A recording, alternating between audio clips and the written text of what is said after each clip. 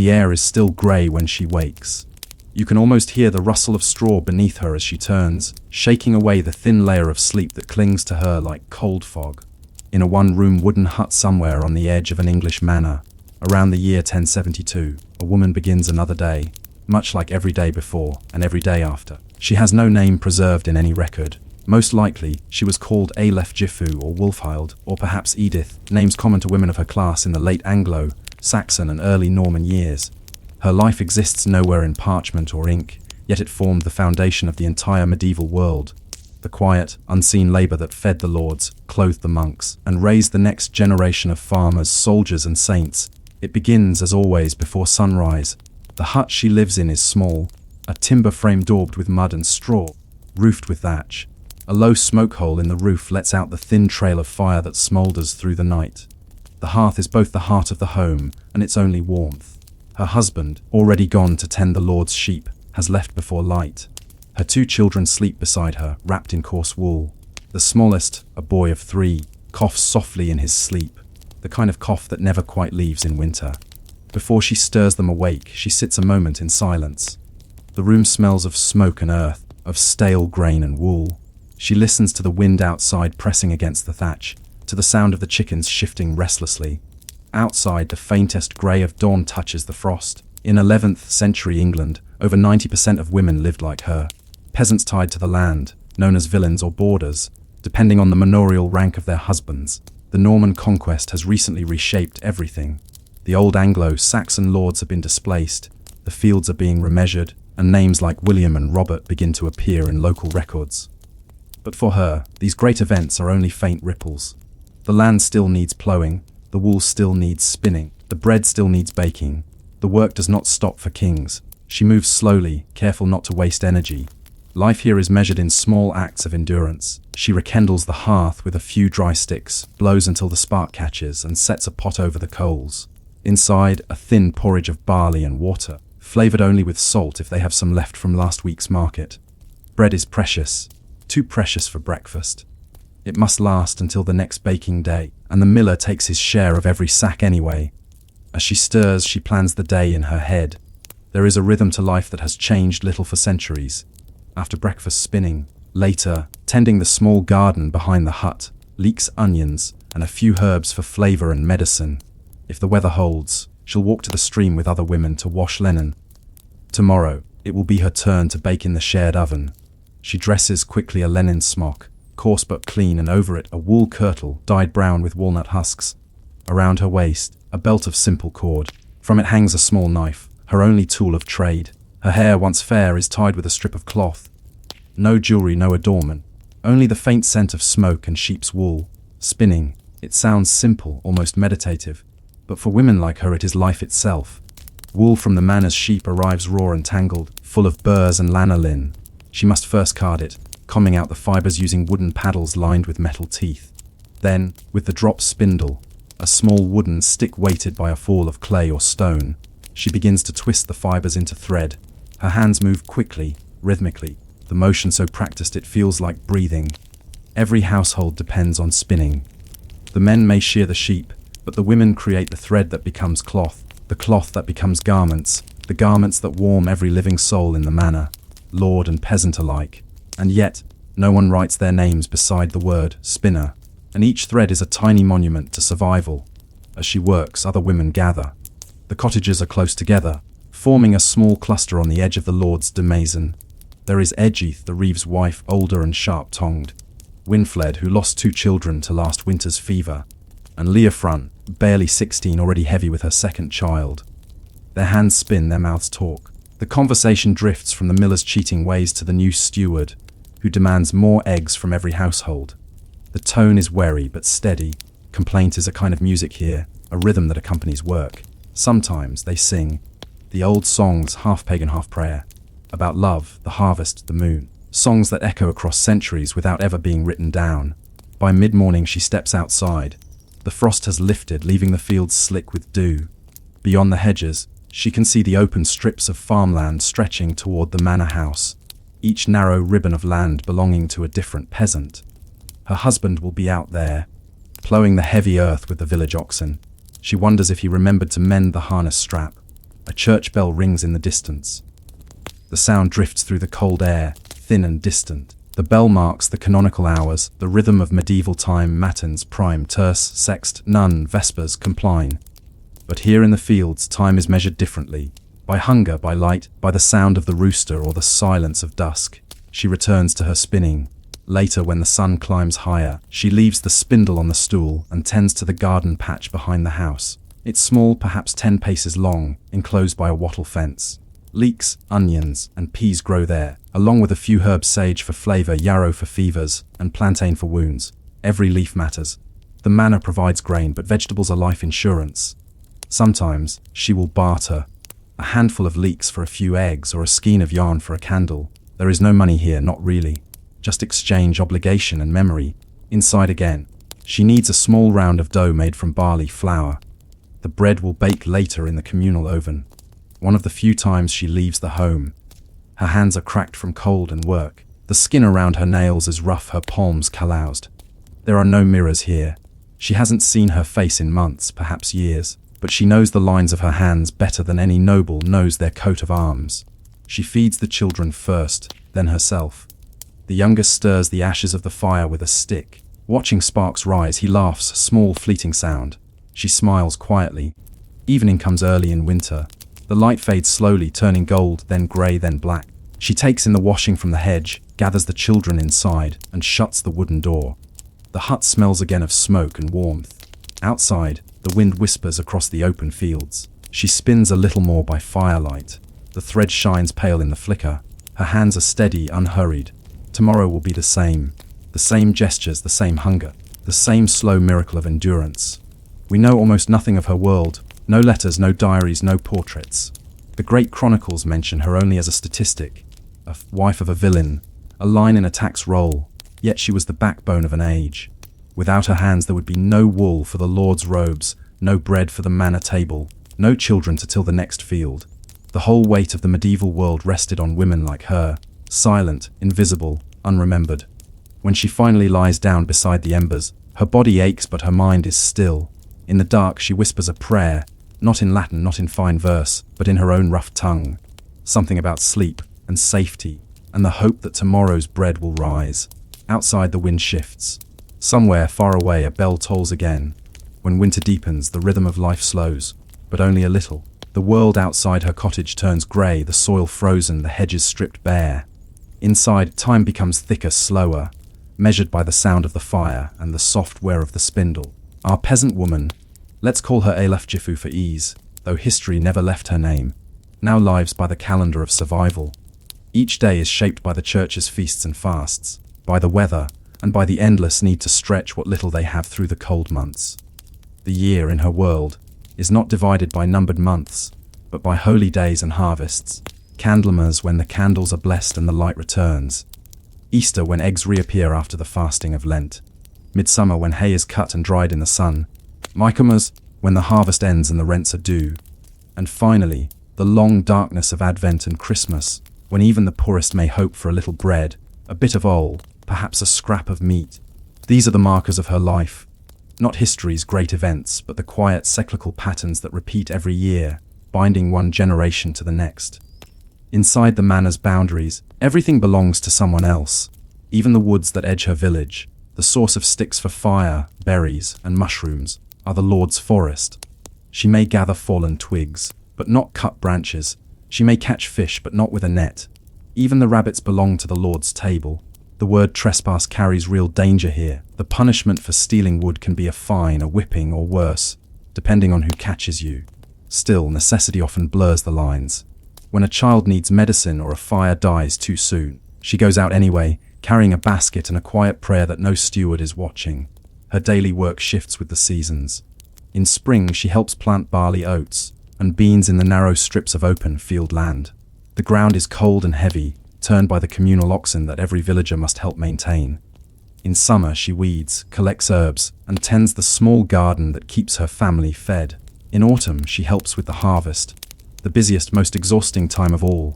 And in winter, when the fields lie silent, she spins and mends. Every thread she spins this winter will be turned into cloth by someone else. Woven on the great communal loom, perhaps.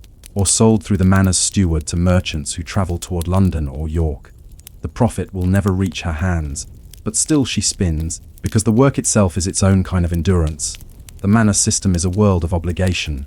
Each family owes the lord a certain number of days of labor, 2 or 3 per week, depending on their status. Her husband plows, digs and repairs fences on the lord's land. She may be called to help with the harvest, or to carry grain to the mill. When not working for the lord, they work their own small strips of land. These are their tenancy holdings, granted in exchange for service. Lose your place on the manor roll, and you lose everything: home, food, protection. And protection in this world is no small thing. The countryside of post-conquest England is restless. The Norman lords have replaced much of the old Saxon nobility, and with them comes a new order. New taxes, new expectations, new tongues. Latin in the church, French in the manor hall, and the Old English of the peasants in the fields. Sometimes when the steward rides through the village, she hears him shouting commands in a language she cannot understand. She bows anyway, as custom demands. The world of the powerful is as distant as the stars. Religion fills the spaces between labor. Every Sunday the villagers walk to the parish church, a small stone building with a thatched roof, a crude altar, and faint traces of wall painting. The priest speaks Latin, his words incomprehensible to most of the congregation, but she understands the gestures, the rhythm, the music. The Mass gives order to the weak, and the saints offer comfort for the unanswerable questions of life: sickness, hunger, childbirth, death. Her favorite is Saint Brigid, whose image sometimes appears in the church window, a woman holding a lamp or a spindle. Brigid was once a goddess in the old ways, they say, before the priests came. But now she is a saint, protector of women and hearths. Elefgifu whispers to her at night, asking for steady hands, for strength in childbirth, for food enough to last until spring. When she does fall ill, and illness is frequent, she turns to the herb lore passed from mother to daughter. A drink of sage for fever, crushed comfrey for wounds. Winfled, her neighbour, is known to be skilled with herbs, though some whisper that she knows too much, that her knowledge borders on witchcraft. In truth, all women know these things to some degree. They must. No physician comes to a peasant's door. There are no hospitals here, only prayers and plants. Sometimes the cures work. Sometimes they do not. Death is close always. The winter cough that began as a child's cold can turn to fever in days. The frost can kill the old and the weak. If she loses a child, the burial will be quick. A shallow grave near the churchyard, wrapped in a linen shroud. The priest will say the words, but the work of grief is hers alone. And still, life continues. The next morning she rises before dawn again. The spinning wheel turns, the fire crackles, and time moves on. But not everything in her life is burden and sorrow. There are small joys, steady and quiet, the laughter of children chasing geese in the lane, the smell of newly baked bread drifting from the communal oven, the brief, golden weeks of harvest feast, when even the poor drink ale and sing songs by the fire. Once a year, perhaps at Christmas or Easter, the Lord may host a small feast for the tenants. Boiled meat, bread, and ale served in wooden bowls. For one evening all differences blur under the warmth of fire and drink. Then morning returns, and with it the work. When she goes to the market town, perhaps once every few weeks, the journey feels like entering another world. The road is muddy and long, often travelled in groups for safety. At the market, she trades wool or eggs for salt, candles, or a small lump of iron for mending. She sees things there she cannot afford: bright cloths from Flanders, spices from distant lands, copper pots that gleam like the sun. But the market is more than trade. It is connection. A glimpse of the vast, unseen network that ties her small village to the farthest edges of Christendom. A spindle's thread spun in her cottage might one day become part of a merchant's cargo bound for the coast, carried across seas to cities she has never heard of. In her quiet way, she is part of the global economy of the 11th century, though she will never know it. Sometimes, in the evenings, her husband speaks of changes, of new taxes, new lords, of the rumours of castles being built across the land, stone fortresses rising where forests once stood. He says the world is growing harder, the lords more demanding. She listens, spinning in silence, thinking of the fields and the seasons, of how little the great world can truly touch her life, unless it takes more of it away. Yet change is coming. In just a few decades, the old rhythms of peasant life will begin to shift under the weight of Norman administration. Manor courts will grow stricter. Women's rights to hold land, once protected under Anglo-Saxon custom, will slowly vanish. The quiet autonomy that once allowed a widow or a spinster to manage her own plot will fade, replaced by the feudal insistence that every woman must be under the protection of a man, a husband, a father, a lord. Alufjifu does not know these words: feudalism, patrilineal inheritance, demographic control. But she will feel them, in the tightening of rules, the narrowing of choices, the silent erosion of what little freedom her foremothers knew. On a late winter's day, she walks to the stream to wash clothes. The water is half frozen, her hands numb. Across the field, she sees a new stone tower rising on the hill, the beginning of the manor's keep. It is said to be for defense, to protect the lord and his household. But she knows instinctively that its shadow will stretch far, over the fields, over the cottages, over lives like hers.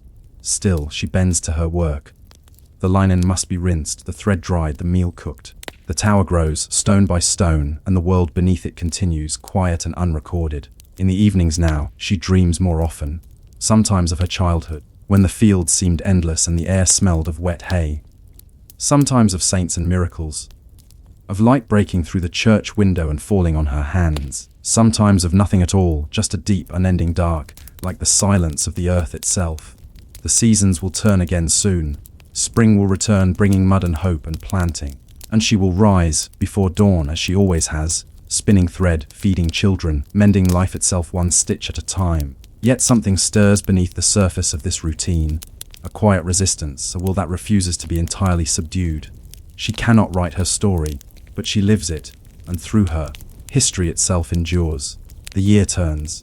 The frost melts into mud, the first shoots of green appear, and the sound of crows fills the air above the ploughed fields. The world awakens again, but not all rebirths are kind. It begins with rain, too much of it. For days, the sky stays low and grey, the soil slick and heavy beneath the oxen's hooves. The seeds rot before they sprout. Then, when summer should bring warmth, the cold lingers. The barley never ripens fully, and the oats grow thin and stunted. At first, no one speaks of famine. They call it a poor year, a lean season, the kind everyone must endure now and then. But as weeks pass, the granaries empty faster than they should. The miller's bags grow lighter, and the price of grain begins to rise. By autumn, there is no hiding it, the harvest has failed. In the manorial village, hunger does not strike like a storm. It seeps slowly, like water through wood.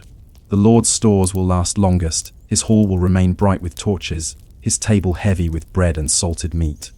But for the peasants, the decline is quiet and merciless. Alufjifu cuts smaller slices for the children. She mixes more water into the barley porridge, thins it until it's little more than paste. The bread grows darker as she grinds acorns into the flour, adding a bitter taste that lingers in the mouth. They eat less, work more. The body learns to live on almost nothing, until it cannot. By midwinter, even the chickens stop laying. The cow gives little milk.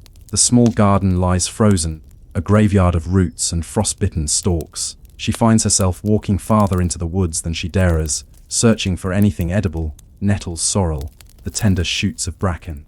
Her husband grows thinner, the children's faces hollow, and always there is the cold. At night, she wraps them all in what little cloth she has woven, feeding the fire with the last scraps of wood. The spinning wheel sits idle in the corner.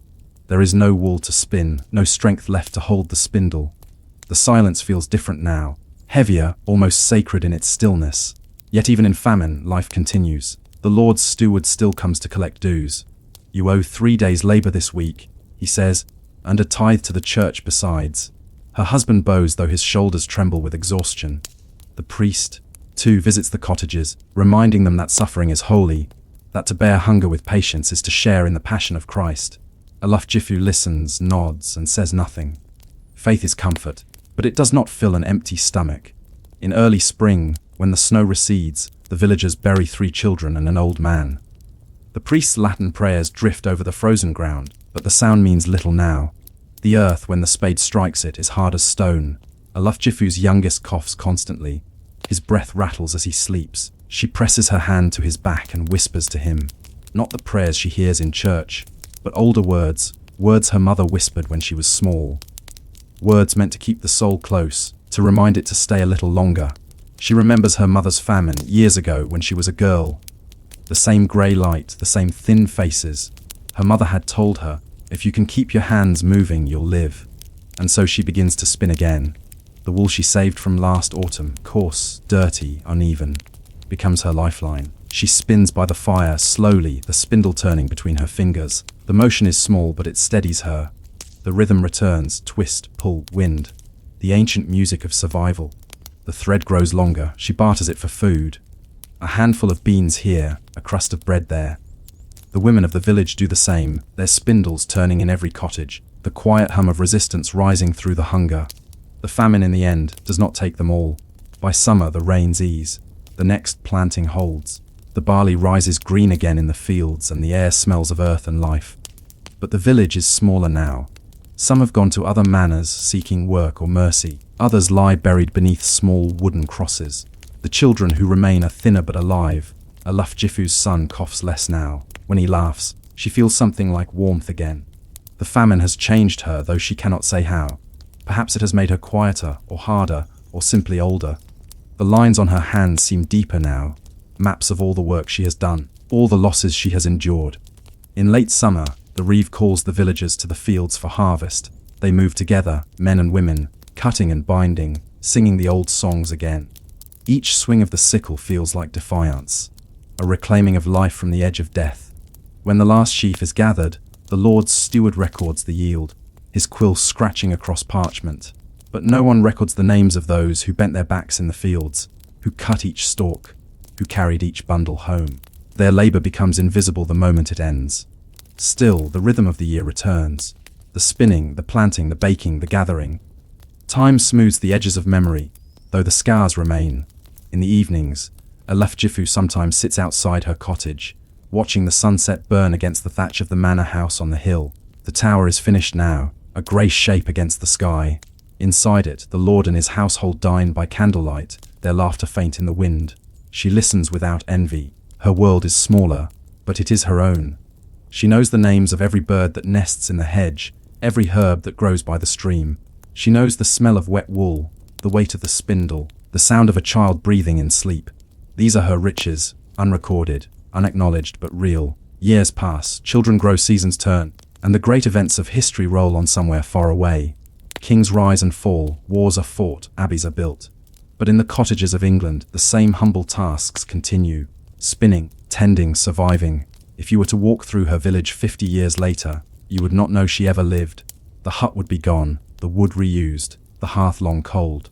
But perhaps, somewhere in a chest in a manor house, a scrap of coarse wool cloth remains. The thread spun by her hands, the silent record of her labor. Perhaps a monk has written of the famine, describing it as divine punishment, never knowing the names of the women who endured it with quiet strength.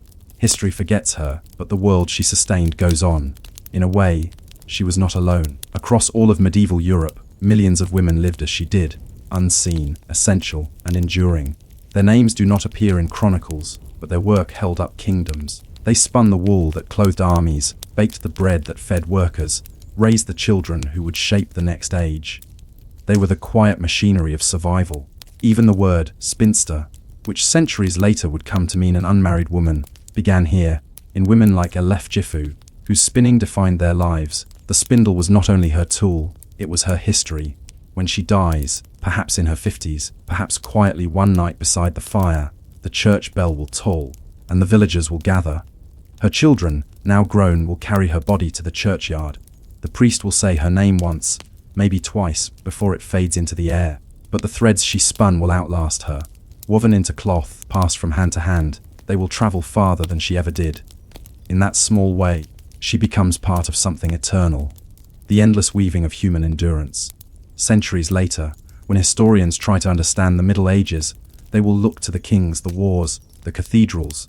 But beneath all that grandeur lies this: a woman, sitting by a dim fire, turning wool into thread while her children sleep.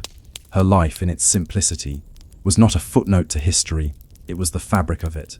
And so, the spinner's hands fall still, but the thread continues, from her time to ours, an unbroken line of work, love, and survival. Every blanket, every piece of cloth, every story told beside a fire still carries something of her. Of all of them, the women who wove the world together in silence. But what of those who found another path, who refused the fields, the spinning, and the Lord's authority? What became of the women who turned instead toward learning, faith, and the quiet rebellion of the written word? For while Aluf Jifu's story ends here, in the next, another woman will rise. one whose voice did not vanish, though the world tried to silence her. It begins not in a convent but in a city, Paris in the early 12th century. The streets are narrow and loud, the air heavy with the smell of smoke and tanner's dye. Bells ring from every direction, from churches, schools, and the great cathedral of Notre Dame, still rising stone by stone above the Seine. In the heart of this growing city lives a young woman named Heloise. If the peasant women of England carried the medieval world on their backs, then Heloise belongs to another thread of that fabric, the hidden intellectual life of medieval womanhood, where thought itself could be both freedom and sin. Heloise was born around the year 1100, though exact dates are uncertain. She was educated, unusually so for a woman. Her uncle Fulbert, a canon of Notre Dame, oversaw her learning. Under his care, she studied not only Latin grammar and rhetoric, but also philosophy and classical literature. It was a rare gift. In a time when most women could not read even the Lord's Prayer, Heloise could quote Seneca, Cicero, and Virgil. She could write, translate, and argue. And she did, with a sharpness that astonished even the scholars of Paris. She was by all accounts brilliant, and brilliance in a woman was a dangerous thing. At that same time, another figure walked the streets of Paris, a man whose name would echo through centuries of philosophy, Peter Abelard. Abelard was already famous, a master of dialectic, the art of reasoning through contradiction. He had studied under the greatest thinkers of his age, then surpassed them. Crowds filled lecture halls to hear him debate theology with fearless logic, questioning ideas long considered sacred. He was, as one student wrote, like a storm in the schools of Paris, destroying the old masters and building new ones in their place. When Abelard heard of a young woman, hidden away in her uncle's household, whose learning rivaled that of the scholars themselves, he was intrigued. Not because he wished to teach her, but because he wanted to test himself against her mind. Fulbert, proud of his niece's reputation, was flattered by Abelard's interest. He agreed to let the philosopher become her tutor, never imagining what would follow. So Abelard took up residence in Fulbert's home as a teacher, and Heloise, barely in her 20s, became his student. But their lessons soon became something else entirely. What began with words on parchment, logic, language, theology, became a secret dialogue of hearts and minds. Their letters, written in the years that followed, remain among the most extraordinary in medieval literature, raw, learned, and deeply human. In them we see not the romantic fantasy of later centuries, but the reality of two people who tried, and failed, to reconcile intellect with obedience, passion with faith. Abelard would later write, "We were united first in study, then in love." Words that began with instruction ended in kisses, lessons gave way to embraces. Heloise, in her later letters, would recall it differently, with both tenderness and bitterness. We were in love, not with each other's bodies, but with each other's minds. And yet even that love, which seemed so pure, became our downfall. The world they lived in was one of strict boundaries. The church, though full of learning, feared passion, especially when it came from women. The female mind was seen as dangerous, prone to temptation. To study too much, to argue too freely, was to invite suspicion. And yet, behind the convent walls and under the cloisters, women did learn, copying manuscripts, composing hymns, writing letters. They found ways to exist within the silence, to think without permission. Heloise, for a time, was one of them, but her story began before that silence. In Fulbert's home, her education became a courtship disguised as study. Abelard's lectures to her, on grammar, logic, the works of Aristotle, turned to whispered debates that stretched late into the night. The servants would gossip, the household began to notice. But intellect cloaked desire, and so the two lovers continued their dangerous game. When they could not speak, they wrote. The medieval letter was not just a message, it was a sacred art, written in Latin, sealed with wax, and carried by hand. Each letter was a bridge between isolation and connection, between thought and confession. In their letters, they dissected love itself as if it were a problem of logic. Could passion coexist with reason? Could the soul serve both God and desire? For Abelard, every question demanded an answer. For Heloise, every answer led to another question. Their affair could not remain secret forever. When Fulbert discovered it, the scandal was immediate and ruinous. A priest's niece and a respected philosopher. Their names whispered across Paris, their letters passed from hand to hand by gossiping clerks. Fulbert was furious. Heloise, fearing punishment, fled with Abelard to a small house near Argenteuil, where she gave birth to their child, a son, whom they named Astrolabe. Even the name, drawn from the instrument of the stars, reflected their shared world of intellect and curiosity. But joy was brief. Abelard, hoping to make peace with her uncle, proposed marriage. Heloise refused at first, arguing that marriage would destroy Abelard's reputation as a scholar. "The name of wife," she wrote, "may seem more sacred, but to me it is less free. I would rather be your mistress than the wife of a king." She was not defiant for herself, but for him. For the idea of learning, of freedom, of love that existed beyond law or church. But in the end, to calm the scandal, she agreed. They were married in secret in the dim light of a church at dawn. The marriage changed everything. Fulbert, believing it a public union, began to boast, and Abelard, fearing the loss of his scholarly standing, denied it. Heloise, now both wife and exile, was sent away again, this time to the convent of Argenteuil, where she had once studied as a girl. Fulbert saw betrayal, and in the bitter rage that followed, he struck back with violence that would become infamous across medieval Europe. One night, men broke into Abelard's chamber and castrated him, a punishment meant not just for the body but for the soul. It was vengeance for love and for shame. Abelard survived, but his life as a man, and as a lover, was over. In the months that followed, he withdrew from the world, taking holy orders and becoming a monk. Heloise, too, was forced into religious life, against her will but without choice. She became a nun, taking vows she did not desire, entering the same silence she had once resisted. And there, within the walls of Argenteuil, her rebellion began. For most, this would be the end of the story.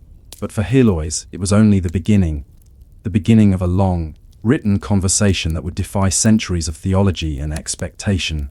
Through letters exchanged between convent and cloister, between a woman who had lost everything and a man who sought redemption through reason, they built something new, a philosophy of love, intellect, and endurance. Even separated by walls and vows, they continued to write. And in those letters, Heloise would emerge not as a victim, but as one of the most extraordinary voices of the Middle Ages. A woman who refused to let history silence her. But what did those letters truly say? What did Heloise write in the long nights of the convent, when memory and faith collided on the page? And how did she turn suffering into something eternal? Something that still speaks to us across 900 years. In the years that followed the terrible night of Abelard's mutilation, silence became the only language they could safely speak. Abelard had retreated into the monastic life at Saint Denis, that ancient abbey outside Paris where kings were buried and monks debated theology. He shaved his head, took the habit, and dedicated himself to God. For Heloise, the path was chosen for her. She entered the convent at Argenteuil, the same place where she had studied as a child. The irony was cruel. The very walls that had once echoed with her learning now became her prison. And yet even there, among stone walls and the rustle of habits, her mind did not rest. She prayed, yes, but her prayers often turned into arguments. With God, with memory, and with herself. The medieval convent was not the silent, peaceful haven we often imagine. It was a place of discipline and routine. Bells marked the passing of each hour matins, lauds prime, terce, sext, none, vespers, compline. Each toll meant prayer, reading, or labor. Women woke in darkness, knelt on cold floors, recited psalms by candlelight, and tended to the gardens or the sick. Their lives were measured by repetition. Each motion, a bow, a word, a breath was a small act of control. In this world, obedience was salvation, but for Heloise, obedience was torment. Her education, her love, her very capacity to think, all were now dangerous. She was expected to forget the man who had taught her, to silence the woman she had been. And yet, she remembered, years passed. Abelard, too, struggled. His monastic life was not peaceful. His brilliance made him enemies among the monks of Saint Denis, who found his questions about doctrine suspicious, even blasphemous. He wrote theological treatises that challenged the Church's understanding of sin and grace. He argued that intention, not action, was the true measure of morality, a radical idea for the 12th century. But behind his arguments, one senses something personal, a man trying to rationalize his own suffering. Abelard's logic became a shield. Heloise's silence became her weapon, and between them stretched an invisible thread, fragile but unbroken. It began again with a letter. Sometime around 1132, a letter from Abelard found its way to Heloise. It was not meant for her, or so the story goes. But once she read it, the floodgates of memory opened. In that letter, Abelard described his misfortunes and his faith, his transformation from philosopher to monk. He spoke of repentance and divine justice. But to Heloise, it was not the theology that mattered, it was the voice. The same voice that had once read Cicero by candlelight whispered logic in her ear and taught her to see beauty in thought itself. So she wrote back. Her response is among the most astonishing documents of the Middle Ages. It begins without preamble, not with piety, but with pain. My only one, once dear to me in the world, still dearer now in Christ. Tell me, is there any name more sacred, more rightly mine, than that of your beloved? In this opening, Heloise breaks nearly every convention of medieval female writing. She does not bow in humility or hide behind allegory. She writes as herself, passionate, articulate, and unashamed. She accuses Abelard of cruelty for his silence. She reminds him that she never consented to the convent out of faith, but out of obedience to him. You alone made me wretched. You alone can make me blessed again. Her words cut through the centuries. They are not the gentle sorrow of a saint, but the voice of a woman who refuses to forget. Abelard answered, but not as she hoped. His replies are colder, wrapped in theology. He speaks of sin and redemption, of the need to forget the flesh and live only for the spirit. He writes, "We loved not God, but each other. Our sin was great, and we were punished. Let us now turn that same fervor toward heaven." He sees their past as a moral failure, a wound healed only by divine grace. Heloise refuses this simplification. In her next letter, she insists that her love was never sinful. "I call God to witness that I never sought anything in you but yourself. Even now, I do not seek you for the sake of the world, nor for the pleasures of the flesh, but for you, yourself, entirely." It is a declaration of intellectual and emotional integrity, the refusal to rewrite the past for the sake of comfort. To modern eyes, these letters read like a dialogue between two different worlds. Abelard, shaped by guilt and theology, seeks absolution. Heloise, still rooted in reason and emotion, seeks understanding. Between them lies the tragedy of medieval love, not the romantic tragedy of separation, but the spiritual tragedy of two people forced to divide their minds from their hearts. And yet, in these exchanges, something remarkable occurs. Their correspondence evolves from confession into collaboration. Heloise begins to ask questions about monastic life, about leadership, about how to guide other women in faith without losing the self. Abelard responds not as a lover but as a mentor again, composing a set of rules for the nuns of the Paraclete, a guide for the community Heloise would one day lead. Through these letters they build something together again, not a family, but an idea. Meanwhile, beyond their correspondence, history moved quietly forward. The early 12th century was a time of rebuilding and intellectual ferment. Universities were emerging, Paris, Bologna, Oxford, and the boundaries of philosophy were widening. But for women, these doors remained closed. Their learning was confined to convents, their writings unsigned or forgotten. Heloise was a rare exception, a woman whose name, intellect, and letters survived the centuries. Still, she wrote not for fame but for truth. She wanted Abelard, and perhaps herself, to see that love and thought were not enemies. "It is not that I love God less," she wrote, "but that I cannot love you less." It is one of the most haunting lines of the Middle Ages, not because it defies religion, but because it insists that faith and memory can coexist, even in pain. In time, Abelard's fortunes changed again. He founded a small monastic school in the wilderness, naming it the Oratory of the Paraclete, the Comforter. When Heloise and her sisters were expelled from Argenteuil by the local bishop, Abelard offered them refuge there. And so, around 1129, Heloise became the abbess of the Paraclete. It was a new life, yet still bound to the old one. The Paraclete became known not only for its devotion, but for its learning, a place where women studied, debated, and wrote. Under Heloise's leadership, the nuns copied manuscripts, translated texts, and corresponded with scholars. The quiet rebellion she began in her letters now found form in daily life, a community of women guided by reason as much as faith. Her relationship with Abelard transformed yet again. From lovers to spiritual allies, from passion to philosophy. They continued to write, though the tone softened with age. Still, in every line there remained a shadow of what once was, the shared memory of a love that refused to die completely. As the years went on, their letters became less about longing and more about meaning. What is virtue? What is obedience? Can love itself be a kind of worship? Abelard wrote of intention, that what matters most in sin or virtue is the will behind the act. Heloise expanded that idea, suggesting that the purest form of devotion might come from choosing love even in pain. The two of them, separated by vows, were still creating theology together, quietly reshaping the moral imagination of their time. And yet, one cannot help but wonder what Heloise truly thought in her final years at the Paraclete. Did she still dream of the young scholar who once read Latin verses by her side? Did she find peace in prayer, or did each psalm echo with the memory of a forbidden love turned holy by distance? Her letters never tell us. They end abruptly, as if the conversation simply dissolved into silence. But that silence speaks louder than words. The silence of acceptance, of endurance, of a mind that has said all it can say.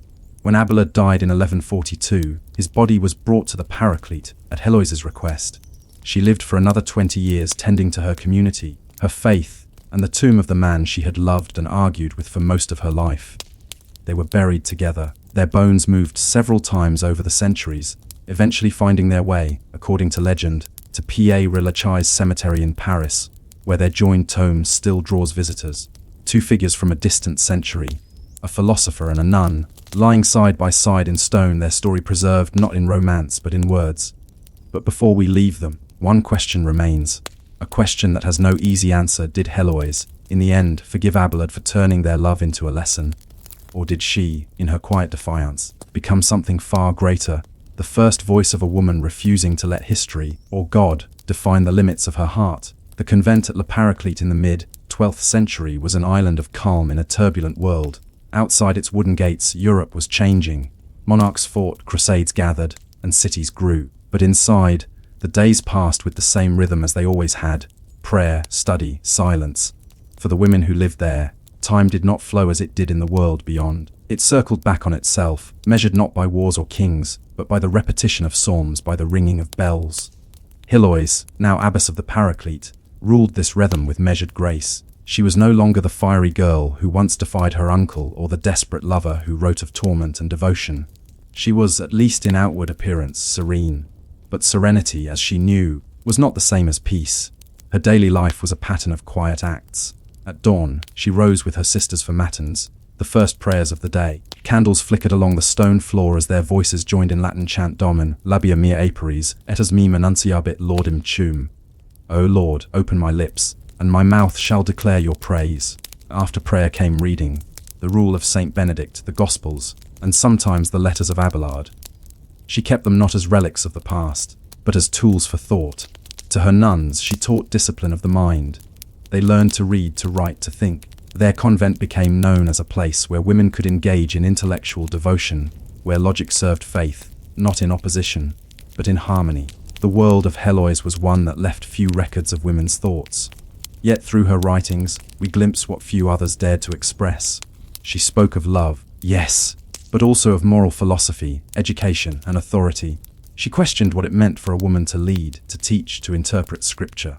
Her surviving letters after Abelard's death are few, but their tone carries the maturity of a woman who has accepted solitude without surrender. There is no longer anger in her voice, but reflection. To one of her correspondents, she wrote, "Love may perish in the body, but not in the soul. For that which is loved for the soul's sake cannot die." She was no longer defending a single relationship. She was defending the idea that affection, intellect, and faith could coexist without shame. In the years after Abelard's death, the Paraclete grew into a thriving monastic community. Heloise oversaw the copying of manuscripts, the care of the poor, and the education of young girls entrusted to the convent. Visitors described her as a woman of remarkable composure, commanding respect from bishops and scholars alike. But her success was not without struggle. Women's abbeys were often under suspicion, watched for signs of pride or heresy. The church valued humility in nuns, not influence. Heloise had to navigate this world carefully, her intellect always slightly veiled behind obedience. She learned to speak in two voices, one of pious humility for the church, and another of quiet strength for her sisters. Through this balance, she protected what she had built. In one surviving record, she petitions for guidance on monastic rules for women, writing to Abelard before his death. "It is not fitting that the rule written for men should bind us, whose weakness of sex has made us subject to so many differences of life and duty." It was not rebellion for rebellion's sake. It was practicality, an argument for fairness in the smallest, most bureaucratic corner of medieval life. But behind it lay something revolutionary, the acknowledgement that women's experiences were different and deserved to be governed by reason, not imitation. Heloise's convent became a place where these subtle acts of reform unfolded quietly, day by day, unseen by history. They were not the grand reforms of kings or popes, but they mattered. Each letter copied, each girl taught, each moment of thoughtful prayer, all were, in their way, victories against the silence imposed on women for centuries. Still, there were nights when even the strongest will could not silence memory. When the bells were quiet and the others slept, Heloise would walk the cloister alone. The air would smell of candle wax and wet stone. Somewhere beyond the walls, the sign moved in darkness. The same river that had once carried Abelard's voice through the city of their youth. She would pause by the chapel where his remains rested. The tomb was simple, a carved stone slab, no ornate inscription, just the initials of his name. She would kneel, not in worship, but in thought. Did he know, she wondered, how deeply their story had shaped her life, and the lives of the women who now called her mother? Did he understand that his logic had given her not just love, but the tools to think, to question, to lead? And, in the quiet, perhaps she forgave him again, for the pain, the silence, and the distance that time had made unbridgeable. What remains most remarkable about Heloise is not her tragedy, but her endurance. She lived nearly 40 years after Abelard's death, longer, perhaps, than she expected. And though the world remembered her first as his lover, her legacy endured as something far greater, a woman who refused to let intellect and devotion be enemies. The convent she led outlasted her, continuing for centuries as a place of learning. Her letters were copied, debated, and eventually rediscovered in the Renaissance, when scholars began to see in them the first glimmer of something modern. Individual consciousness, the articulation of a private, reasoning self. In later centuries, readers turned her story into legend. Poets wrote of Heloise and Abelard as tragic lovers, their romance softened by time. Painters imagined her as a saintly figure, eyes lifted to heaven, lips poised in forgiveness. But the real Heloise was never simply a romantic heroine. She was a thinker, one who used the tools of her age, logic and faith, to carve out a space for her own mind. Even her silence was strategic. In an age when women's words could condemn them, she learned when to speak and when to let her ideas travel under another's name. In that quiet discipline lay her rebellion, and perhaps that is why her story still whispers through history, because it is not just the story of a forbidden love, but of a woman who survived it, who turned heartbreak into thought, and thought into legacy. Heloise's name endured not because she defied the church, but because she outlasted it. Her strength was not in shouting, but in writing. Not in escape, but in transformation. She learned the slow art of endurance, of living meaningfully in a world that sought to define her limits. It is said that when she died, sometime around 1164, she was buried beside Abelard at the Paraclete, her remains placed with his as she had once requested. The monks wrote that her face, even in death, appeared peaceful, as though she had just finished a prayer.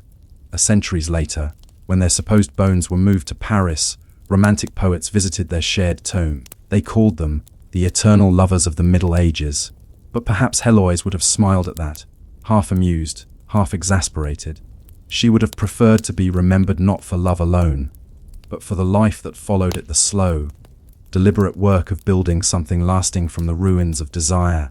You can almost imagine the Paraclete at dusk, the last light of day catching the stone of the cloister, the soft hum of nuns finishing compline. Heloise's presence lingers in that quiet, the hum of her intellect, the echo of her letters, the calm authority of her leadership, a mind that refused to die in silence. And so, when you hear her name, remember not the tragedy of a scholar and his pupil, but the slow triumph of thought over silence. Remember the woman who wrote when women were not supposed to write, who loved, argued, and led with equal conviction, who turned her suffering into scholarship and her obedience into quiet power. In the long arc of history, Heloise's rebellion seems small, just letters between two people long gone. But every great change begins in whispers, and perhaps that is how history truly moves forward.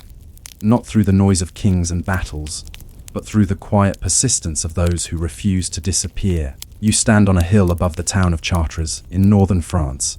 It is the late 12th century, and before you rises something that seems almost impossible. The half-built shell of a cathedral, its towers reaching upward like hands in prayer. The air smells of lime and wet earth. The ground trembles faintly with the steady rhythm of tools, chisels on stone, saws through oak, the deep thud of mallets on scaffolding beams.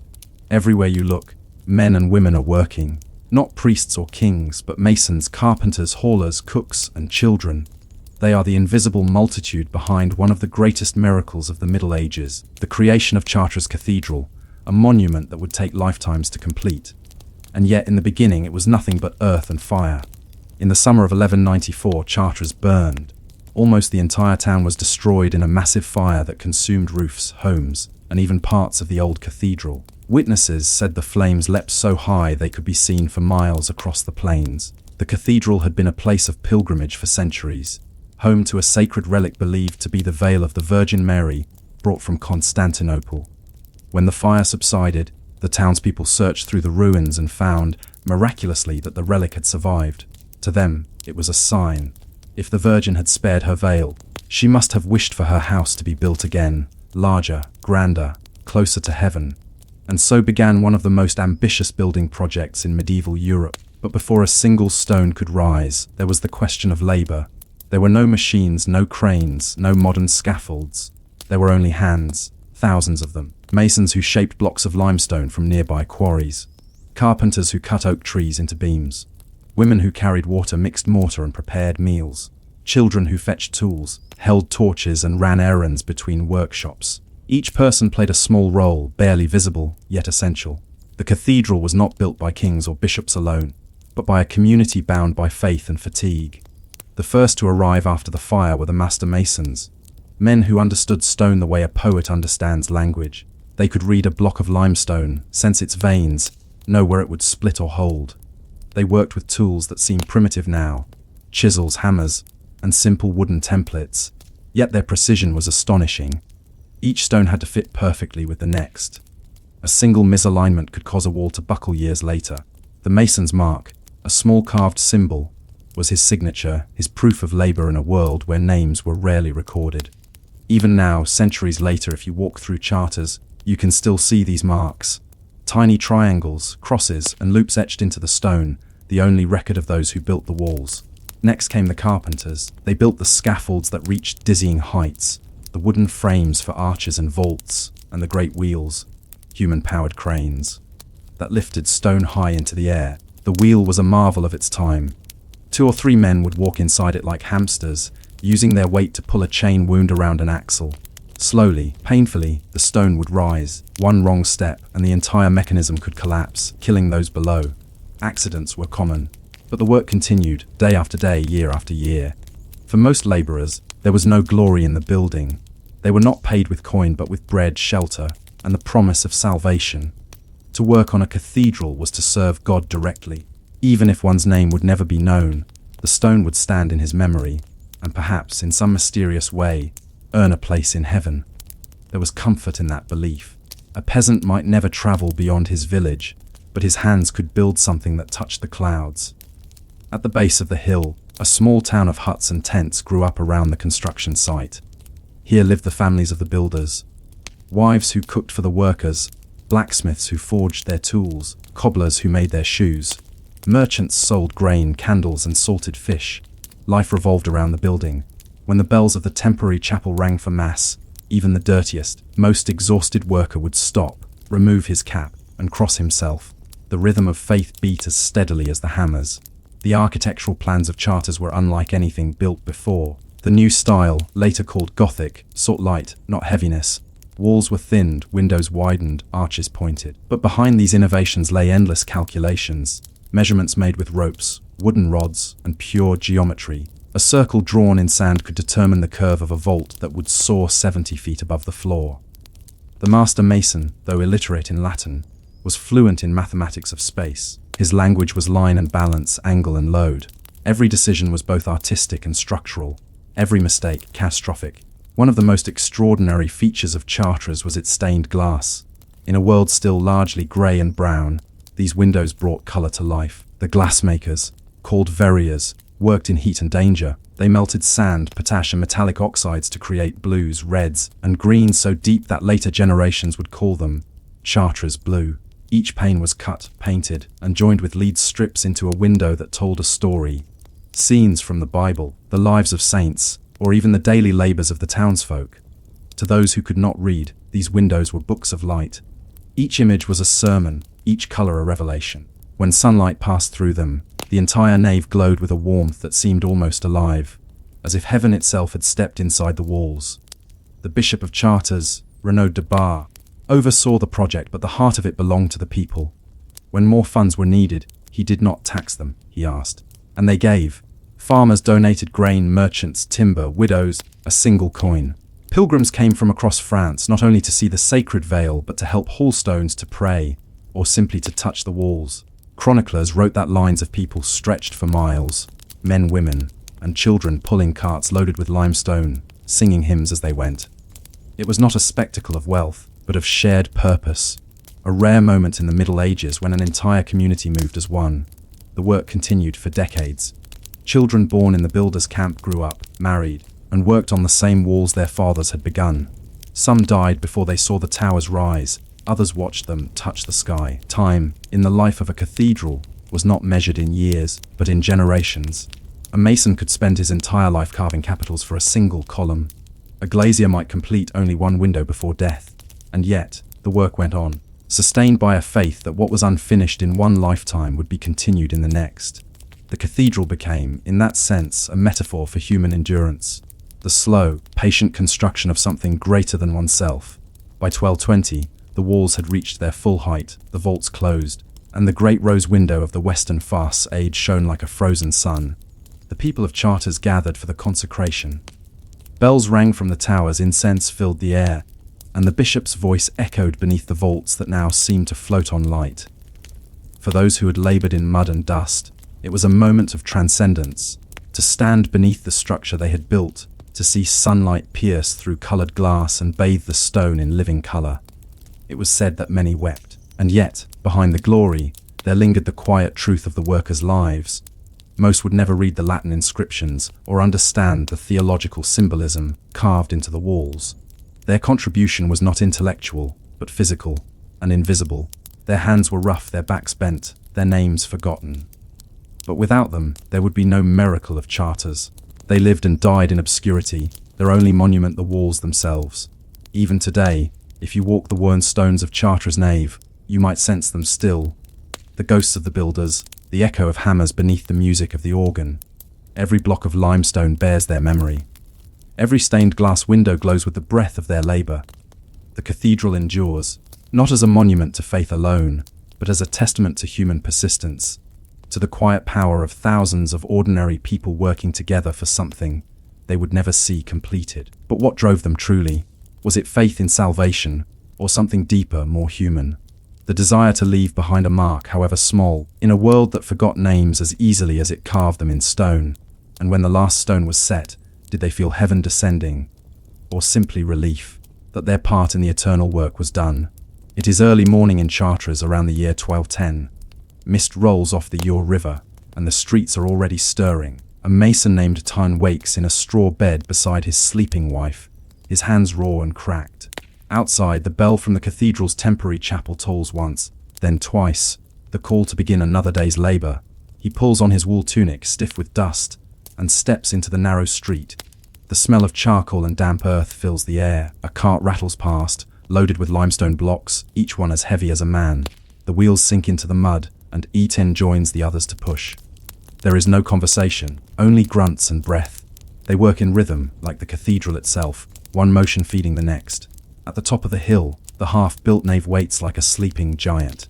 And for Etienne, as for thousands of others, this is where life begins and ends. The great cathedrals of Europe were not built by serfs or slaves. They were constructed by freemen, bound not by chains but by craft. Each belonged to a guild, a tight-knit community that regulated skill, wages, and reputation. The stonemasons were the elite among them. To become a master mason required years of apprenticeship, learning how to cut, fit, and carve stone so precisely that it could stand for centuries without mortar. They guarded their secrets carefully, passing them only to those deemed worthy. A mason's identity was his mark, a symbol carved into every block he shaped. These marks can still be found on the walls of Chartres, a circle bisected by a line, a spiral, a cross. Small emblems of pride and proof that a man had earned his bread. Yet beneath this pride lay fragility. A fall from scaffolding, a crushed hand, or even a bad harvest could ruin a family. There was no safety net but the guild itself, which provided a little bread or coin for widows and orphans. The wives of builders held their own quiet power. They brewed oil, washed linen, and prepared food for entire crews. In busy seasons, they might even haul water or help mix lime for mortar, the acrid substance that burned skin but bound stone. If a man fell ill, his wife often took his place until he recovered. In the records of Chartres their names appear rarely, but the traces of their work are everywhere. Each trade had its own corner of the city. The masons clustered near the quarries, where limestone was cut and trimmed. The carpenters lived near the forest edge, where carts of oak arrived for beams and frames. The glassmakers worked outside the city walls. Their furnaces burned too hot, too dangerous for the narrow streets. There, in workshops glowing like small suns, men melted sand, ash, and metal into molten color. The air shimmered with heat and chemical smoke. It was brutal, mesmerizing work, but the result was light itself, captured in glass. The recipes were a closely held secret. To make the deep, almost mystical Chartres blue, the glassmakers used cobalt from Saxony or copper filings, mixed into the molten silica. The exact proportions have been lost to time. Even today, no one has perfectly recreated that shade. The artisans might not have known it, but they were practicing chemistry centuries before it had a name. The Cathedral Workshop, or Logis des Ouvriers, was a small world of its own. At its center stood the master mason, or maître trieuver, a man who combined the roles of engineer, artist and foreman. He carried a rod marked with units of measurement, a parchment with plans drawn in red and black, and an authority that bordered on sacred. He spoke with the bishop, negotiated with suppliers, and directed every phase of the construction. If he erred, the entire structure could fail. If he succeeded, his name might be remembered, though most were not. Beneath him were the journeymen, traveling craftsmen who had completed their apprenticeships and now wandered from site to site, earning their keep. They lived together in rough quarters, sang old songs by firelight, and carved their dreams into the scaffolding beams. Small graffiti that can still be seen when restoration crews open hidden parts of the structure. They were Europe's first great migrant workers, carrying ideas, styles, and techniques from one cathedral to another, from Sens to Chartres, from Chartres to Reims, from Reims to Amiens. Their journeys stitched together a continent long before nations did. Meanwhile, life in the town of Chartres revolved around the rising cathedral. Markets thrived, inns filled, and merchants grew rich, supplying tools and food. The project employed hundreds directly and supported thousands indirectly. Yet not everyone rejoiced. Some townsfolk grumbled about taxes and disruptions. The clamor of hammers never ceased. Dust covered everything, and as laborers flooded in from the countryside, housing grew scarce. Tensions sometimes boiled over into fights between locals and outsiders. Chroniclers mention tavern brawls, theft, and the occasional murder in the shadow of the sacred work. Even holiness, it seemed, could not silence human tempers. The builders themselves were deeply superstitious. They worked with relics under their feet and mysteries above their heads. Before laying a cornerstone, they would bury coins, charms, or even small offerings, meant to bless the work or ward off misfortune. Sometimes these were bones of saints, other times the bones of animals. When the wind howled across the scaffolds or a stone slipped from its pulley, men crossed themselves quickly, muttering short prayers. They believed angels watched them, and perhaps demons too. The line between faith and fear was thin as mortar. Each day was marked by ritual. At dawn, the builders gathered for prayer. Then came the climb, up ladders and scaffolds, carrying tools and baskets of stone. The higher the cathedral grew, the more perilous the work became. A single misstep on the narrow planks could mean a fall of 100 feet. There were no harnesses, no safety ropes. And yet the work continued, steady as breath. It is said that when a vault collapsed during construction, killing several men, the survivors rebuilt it in silence. Not out of indifference, but acceptance. They knew the cathedral demanded sacrifice. By night, the workers returned to their quarters. Low huts built of wood and thatch near the site. Inside they shared bread, cheese, and ale, their laughter mingling with exhaustion. The air smelled of sweat and limestone dust. A fiddler might play a tune, or a storyteller recount old legends. The flood, the crusades, the saints of old. And sometimes they spoke of the future, wondering if their children would live to see the cathedral completed, or if it would rise forever, unfinished, like so many before it. It was a strange comfort, to labor for something that would outlast you. Women played their part, often unrecorded but essential. In addition to cooking and cleaning, some became glazers' assistants, cutting pieces of glass or painting outlines with a brush of animal hair. Others spun rope, mended clothes, or served as midwives to the community's growing families. Life was harsh but continuous, the slow heartbeat of a people who built eternity with their hands. At the center of it all was the cathedral itself, both workplace and symbol. Its foundations sank deep into the clay, anchoring the structure against time. Above, ribbed vaults sprang like ribs from the body of stone, flying buttresses, a new invention, stretched outward like arms, bearing the weight of the walls. The entire building was a kind of living organism, each part supporting the next. The masons might not have spoken in such metaphors, but they felt it. The building breathed with them. As they carved angels, flowers, and saints into the stone, they left fragments of themselves behind the curve of a chisel here, a moment of reverence there. Even the gargoyles, monstrous, grotesque faces, were their creation, carved partly to drain rainwater, partly to amuse or frighten. Some say the masons gave those faces their own features, distorted into eternal laughter. As the cathedral neared completion, the master mason faced a new challenge: the spires. They would reach higher than any structure yet built in France. Wind was a constant enemy, too narrow, and the spires would crumble too thick, and they would lose their grace. He drew diagrams in sand, measured the shadows at noon, and prayed for inspiration. For him, architecture was not only geometry but faith made visible. Every line pointed heavenward, an argument in stone for the existence of God. Meanwhile, Etienne, the mason who began our story, grew old. His son had joined the carpenters, his daughter married a baker, and his hair had turned to dust. He could no longer climb the scaffolds, but he still came to the site each morning, smoothing rough edges with his chisel. He had worked 40 years on the cathedral. He had seen fires, collapses, and triumphs. When asked why he continued, he smiled faintly and said, "Because the stone remembers. Perhaps that is the truest reason of all. Not faith in salvation, but faith in memory. To leave behind a trace even if no one would know your name." By 1230, Chartres was nearly complete.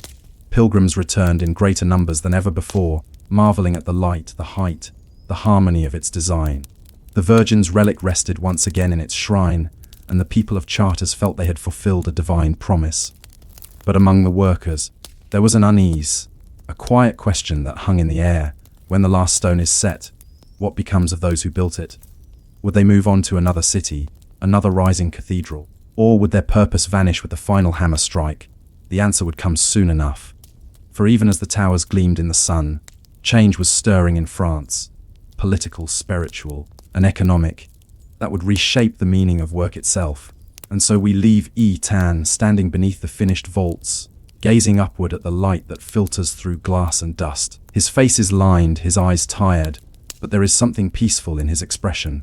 He does not know it, but the world outside the cathedral is already shifting, and with it, the place of builders in history. It is the year 1245, and the great cathedral of Chartres stands complete. The scaffolds have been taken down, the sawdust swept away. The clang of hammers has fallen silent. In its place, the quiet hum of pilgrims' feet, the murmur of prayers, and the low chant of monks that drifts through the nave like a memory of labor turned to music. For 40 years, the people of Chartres built this place, generations who lived, worked, and died in its shadow. Now at last it stands, the Virgin's house, crowned with twin spires and walls of living light. To the faithful, it is a miracle. To the builders, it is an ending. Etienne, the mason we met before, walks slowly across the nave. His gait is stiff now, his hands tremble slightly as they brush against the cold stone. He pauses beneath a column he once carved and traces the faint groove of his mason's mark. A small, simple spiral. It is not pride he feels, but recognition. The mark is proof that he lived, that he worked, that he left something behind. No one will ever know his name, but the spiral will remain silent and eternal long after his bones are dust. Outside, the bells ring again. The entire town gathers for the cathedral's consecration. Children who were not yet born when the first stone was laid now stand beside their elders, eyes wide with awe. For a moment, it seems as if heaven has descended, not in fire or miracle, but in architecture. The bishop preaches of divine order, of faith made manifest through stone and symmetry. But among the crowd, the builders hear something else. The sound of their own years, the rhythm of their tools, the ache of their hands. Every arch and buttress, every carved leaf and angel is an echo of their endurance. And as the incense rises, many of them quietly take their leave. They have no more work here. Some will go on to Reims, Amiens, or Bourges. Where new cathedrals are rising, others will return to their villages, back to ploughs and quiet fields. The era of Chartres has ended for them, though the cathedral will outlive them all. In the decades that follow, Europe changes. The 13th century gives way to the 14th, and with it, a shift in the meaning of labor itself. The great age of cathedral building slows, Fewer towns can afford such monumental projects. Wars drain treasuries, the crusades falter, and trade begins to move wealth from the church to the merchant. The guilds, once noble brotherhoods of craft, grow more rigid, more political. Masters guard their privileges. Journeymen struggle for fair pay. The spirit of collective devotion that raised charterers begins to fragment into a more modern struggle between labor and capital, skill and profit. And as the Black Death sweeps across Europe in the mid-14th century, killing millions, many of the great building sites fall silent forever.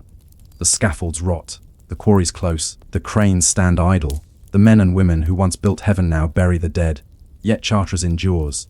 Through plague, war and reformation, it stands, a stone memory of an age when humanity believed that beauty could be a form of prayer. When storms roll across the plains of Beauce, lightning sometimes strikes its spires, but the structure holds. When armies march through France, they spare the cathedral, perhaps in awe, perhaps in fear. The glass still glows as it did in Etienne's day, though the faces in the light have changed 1,000 times.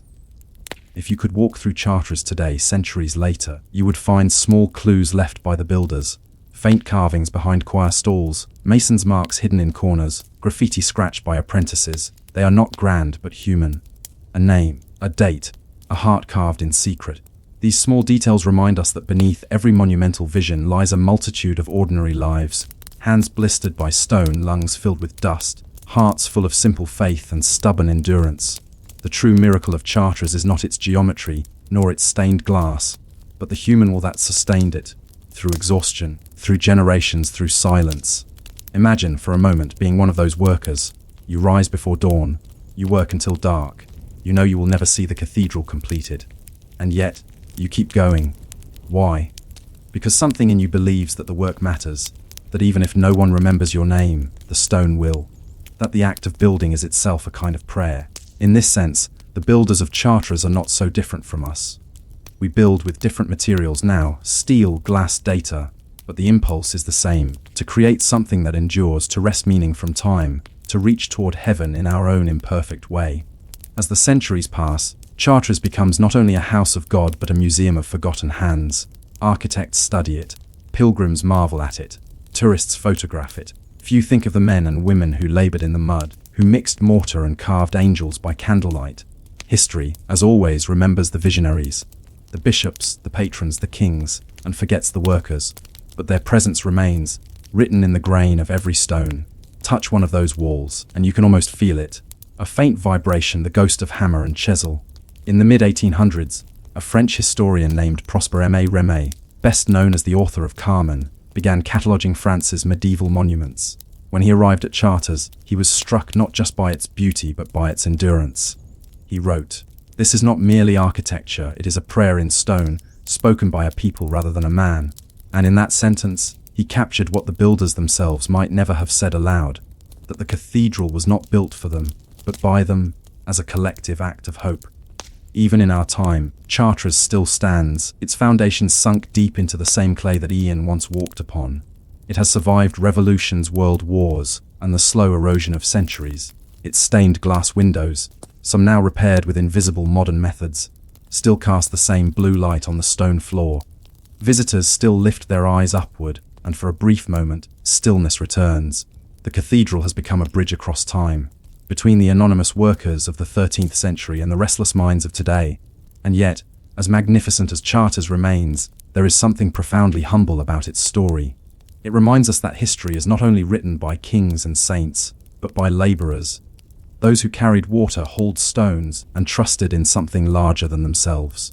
Their work was not glamorous, it was monotonous, grueling, and dangerous. But through it, they built one of the most enduring symbols of human aspiration ever created.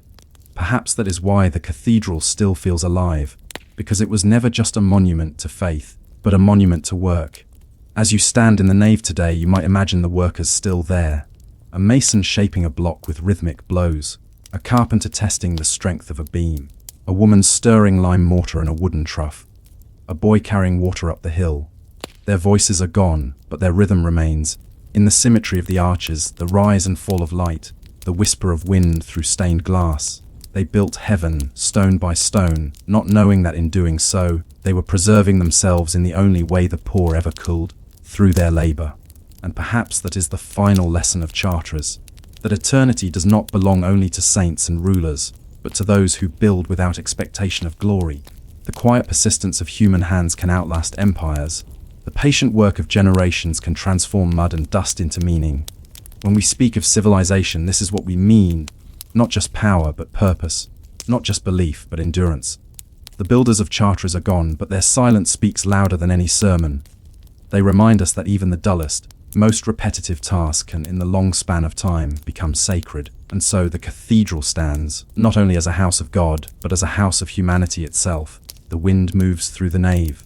Dust drifts through a shaft of blue light. Somewhere a bell tolls again, the same note that once called Ian to work centuries ago.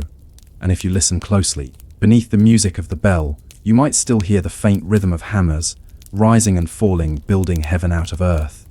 What then do we build today that might endure so long, not in stone, but in spirit? Perhaps that is the question the builders of Chartres have left for us, carved silently into the walls they raised toward heaven. It begins as so much of medieval life did, with a bell, a single, slow toll that rolls through the morning mist, echoing across fields, forests and stone. In a small monastery on the edge of Normandy, a young monk opens his eyes. He does not know the hour, but he knows the bell. It is the Matins bell, calling him to prayer before dawn. The sound is heavy and deliberate, each stroke separated by a silence that feels older than the walls themselves. The monk rises from his narrow bed, pulls his woolen habit tight against the cold, and joins the procession of shadows moving silently down the corridor. They are the Benedictines, followers of a rule written 6 centuries before by Saint Benedict of Nursia, who believed that time itself could be sanctified, divided, ordered, and offered to God. And so begins another day in a world measured not by clocks or calendars, but by prayer. For the monks, time was not an abstract concept. It was a living rhythm, a sacred cycle. Each day was divided into 8 canonical hours, each marked by a bell matins, the night prayer just before dawn, lauds as the first light touches the sky, prime around sunrise, terce sext and none mid-morning, noon and mid-afternoon, vespers at sunset, compline before sleep. Between these hours lay the duties of the day, the tending of fields, the copying of manuscripts, the study of scripture, the maintenance of the monastery's self-contained world. The rule of Saint Benedict had decreed, let nothing be preferred to the work of God. And so, even time itself was bent to the rhythm of devotion. In a small, dimly lit scriptorium, the heart of the monastery, the same young monk now sits at a wooden desk. A candle flickers beside him, its flame guttering with every breath of wind. In front of him lies a sheet of parchment, stretched and scraped smooth from the skin of a sheep. He dips his quill into ink made from oak galls and iron salts, and begins to write. Each letter is deliberate, almost reverent, drawn with the care of someone who believes that the act of writing is a form of prayer. He is copying the Psalms line by line, in Latin, Domen, refugium factis nobis. Lord, you have been our refuge through all generations. The ink stains his fingers, the candle wax drips, outside a rooster crows, and the bell tolls again, time measured not in hours but in obedience. The monks were not merely men of prayer, they were architects of time itself.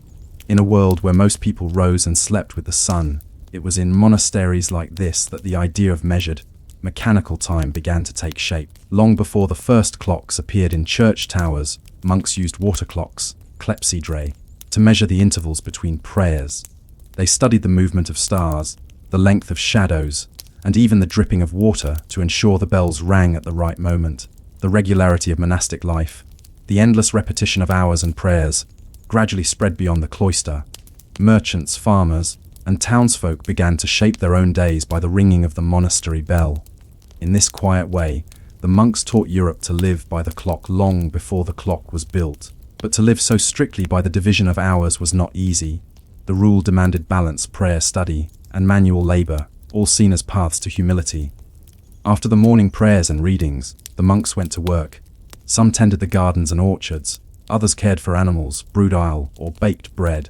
Still others maintained the guest house, for every monastery was required to offer shelter to travelers and the poor. The silence of prayer extended into the silence of work. Conversation was restricted to gestures or a few whispered words. To break silence without reason was to break discipline, and in a sense, to break time. Yet this silence was not emptiness, it was structure. It was the stillness that made rhythm possible. In the scriptorium, The day continues with the steady scratching of quills. Each monk copies not for fame or even understanding, but for preservation. They are the guardians of knowledge, copying the words of scripture, the writings of church fathers, and even fragments of Greek and Roman authors that might otherwise vanish into oblivion. Many of the texts that define Western civilization, from Aristotle to Virgil, survived only because some anonymous monk, centuries after their authors were gone, decided to copy them by hand. There is a certain humility in that. The idea that one's work may never be read, never be known, but may nonetheless carry meaning forward into a future one will never see. The monk writes not for himself but for eternity. At noon, the bell rings for sext. The quills are laid aside. The monks file once more into the chapel, the air cool and heavy with incense. They chant in unison, their voices rising and falling like waves.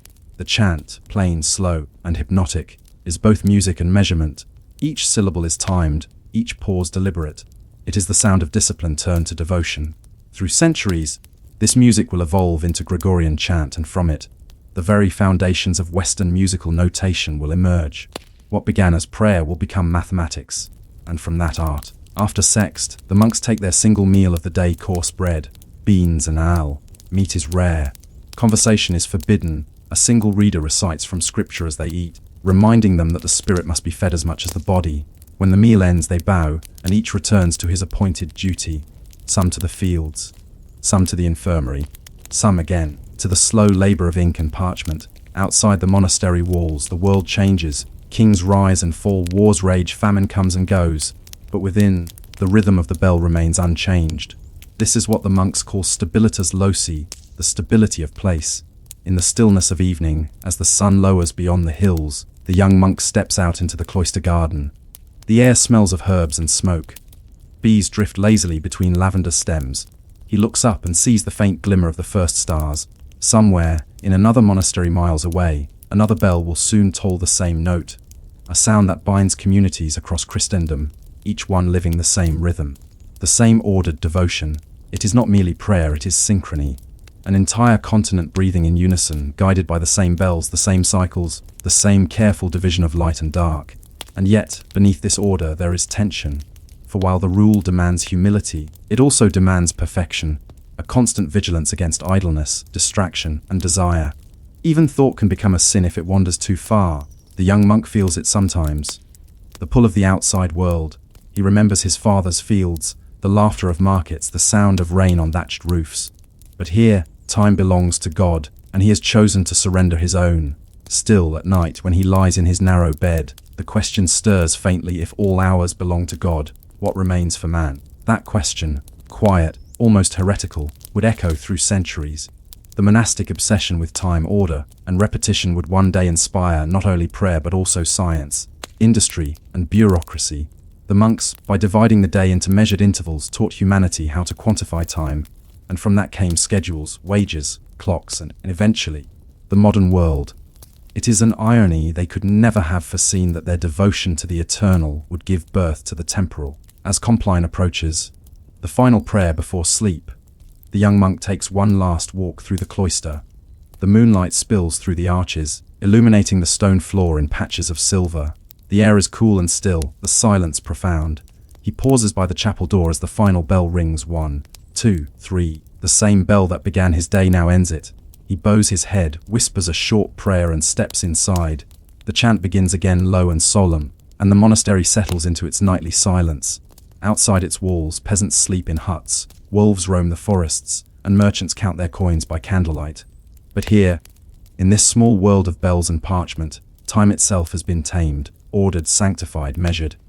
The young monk does not know it, but in marking the hours for God, he is also shaping the hours for all of Europe. Each toll of the bell is a heartbeat in the slow creation of a new way of life, one that will one day replace prayer with progress, but never entirely forget its origin. The night deepens.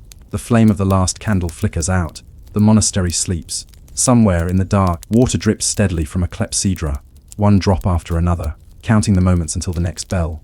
The year is 1277, and the monastery at Cluny, once the grand heart of European monasticism, is changing.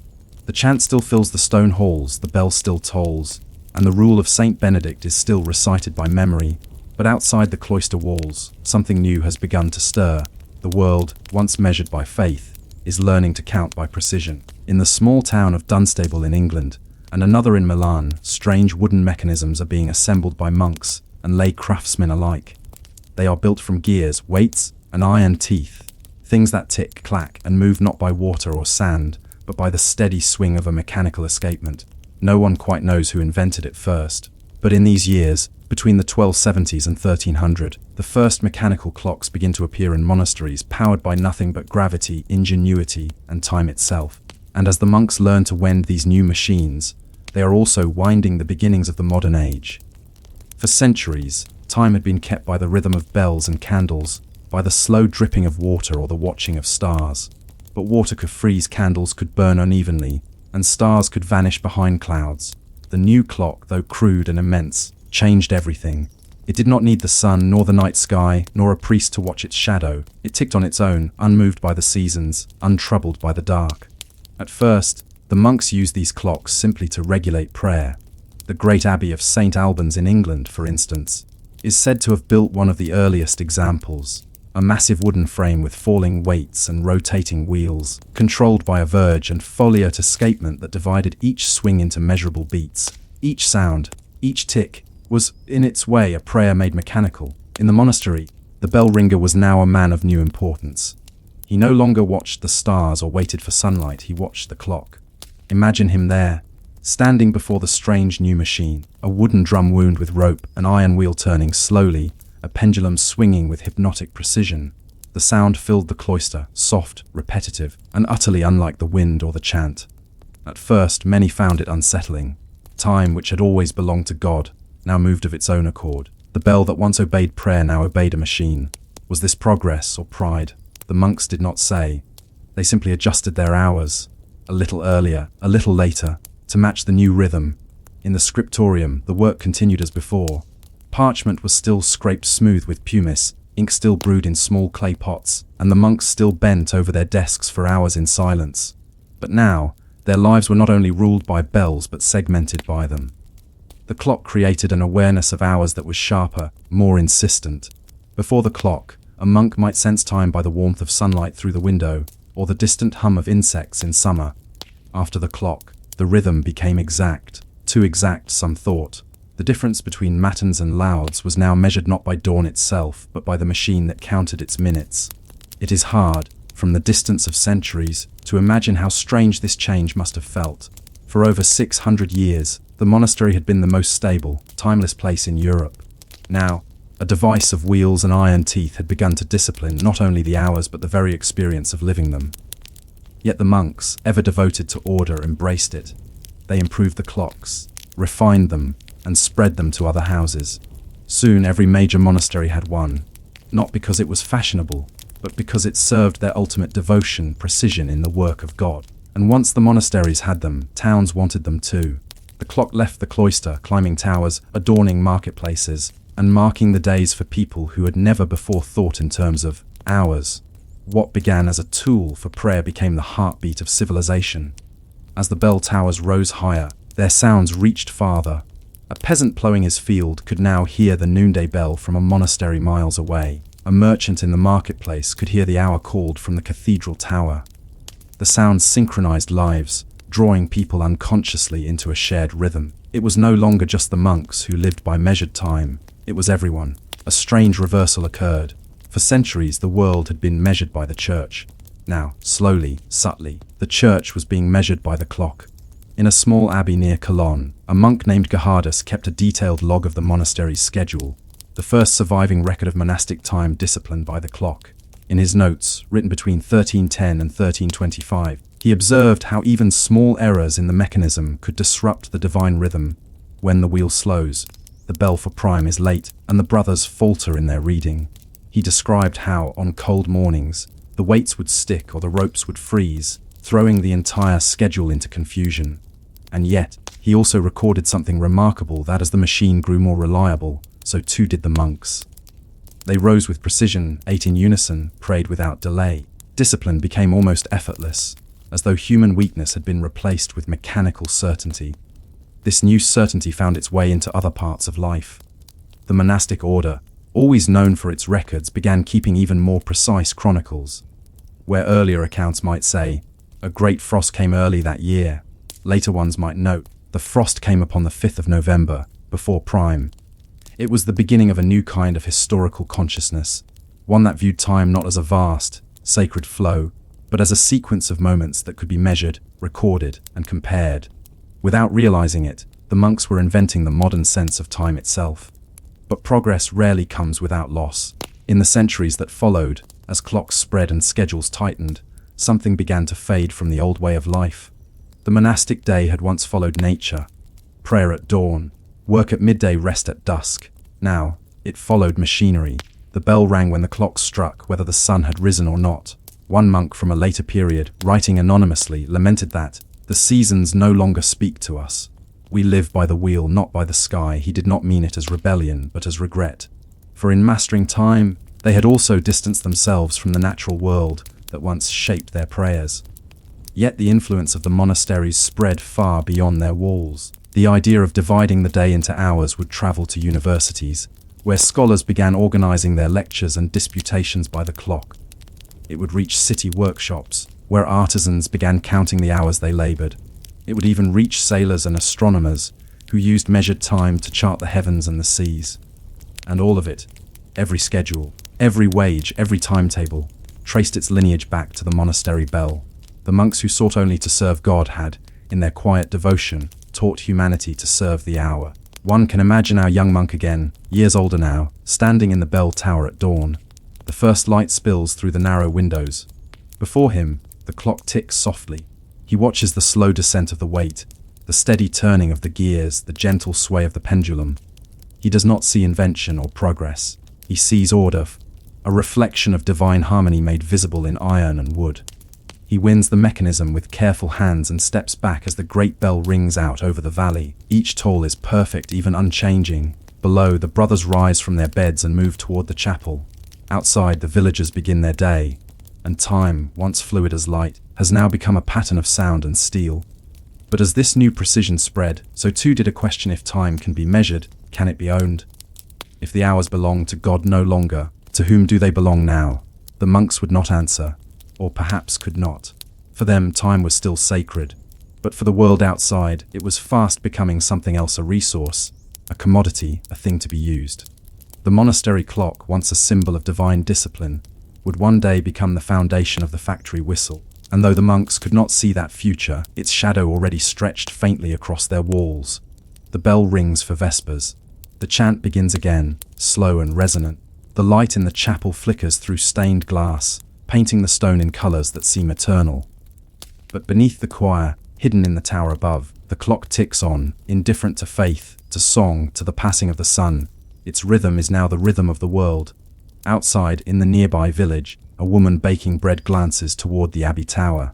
She listens for the bell and knows it is time to set her loaves to rise. A shepherd counts his sheep, glancing up at the same sound. A merchant adjusts his scales. The bell that once ruled only monks now orders the lives of all. And yet within the monastery walls the same question lingers, whispered, perhaps, between two brothers during a silent meal: if time can now be counted by men, does it still belong to God?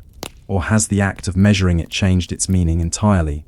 By the middle of the 14th century, the sound of the bell had changed. Once, it was the slow voice of devotion, deep, solemn, and measured by human hands. Now, it was precise, predictable, and in a sense, mechanical. In towns like Florence, Prague, and Paris, tall clock towers rose above the rooftops, their iron gears visible through narrow slits of stone. Each hour was announced not by monks but by public clocks, newly installed in city centers, where the sound of their striking carried across markets and guildhalls. What had begun in silence, in prayer, in the steady dripping of a clepsydra, now belonged to the world. Time had escaped the cloister. In a sense, this was inevitable. The monasteries had sown the seeds. Their discipline, their obsession with rhythm, their devotion to precision, all these had prepared Europe to think in hours. The merchants, the builders, the scholars, they simply took the pattern and gave it a different meaning. By the early 1300s, cities began to compete for the grandest, most accurate clock. In 1335, Milan installed a massive public timepiece atop its palace tower. A few years later, Strasbourg unveiled a clock that not only struck the hour, but displayed the motions of the sun, moon, and planets, a miniature cosmos driven by iron. The monks had once seen time as sacred. Now it was spectacle. Inside the monasteries, this change was both admired and feared. Records from the Abbey of Cluny describe how the brothers debated whether mechanical clocks should be trusted for the timing of prayer. One abbot insisted that the sound of the bell must always be checked against the movement of the sun. For even the most ingenious device, he said, could lead men into false hours. But others disagreed. They saw the clock not as a rival to God, but as a mirror of his order, a divine machine reflecting a divine universe. And so, slowly, the old resistance faded. The monks began to take pride in their clocks. Some even built smaller ones, not for towers but for study. Early portable clocks, made of brass and steel, kept in the library beside manuscripts and astronomical charts. The measure of prayer had become the measure of science. Meanwhile, outside, the world was changing faster than ever before. In Florence, the merchant guilds began to regulate work by the bell. Artisans opened their shops at the morning strike and closed at the evening one. In England, royal officials began to pay wages by the hour, and in the universities, Paris, Bologna, Oxford, lectures and disputations were scheduled to begin and end according to the clock. The monks' quiet ordering of their days had spilled outward, shaping the pattern of every life it touched. Even the farmers, once governed by the seasons, began to measure their work in smaller fragments: dawn to noon, noon to dusk, dusk to prayer. But with this new precision came an unexpected anxiety. To measure time so carefully is to feel its passing more keenly. Writers of the 14th century began to speak of wasted time, lost hours, and stolen moments, phrases that would have made little sense to their ancestors. Before the clock, a day was simply lived. Now it could be spent. The very word spend, once used for coins, began to attach itself to time. It was no longer only God's to keep. It could be saved, wasted, or owed. The clock had created not just hours, but accountability. Back within the monastery walls, this transformation was not lost on the brothers.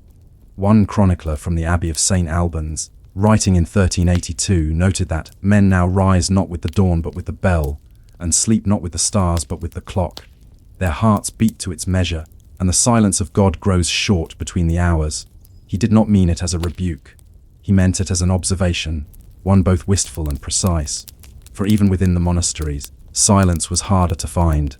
Where once there had been long, timeless stretches of prayer and contemplation, now the days were divided, their every motion choreographed.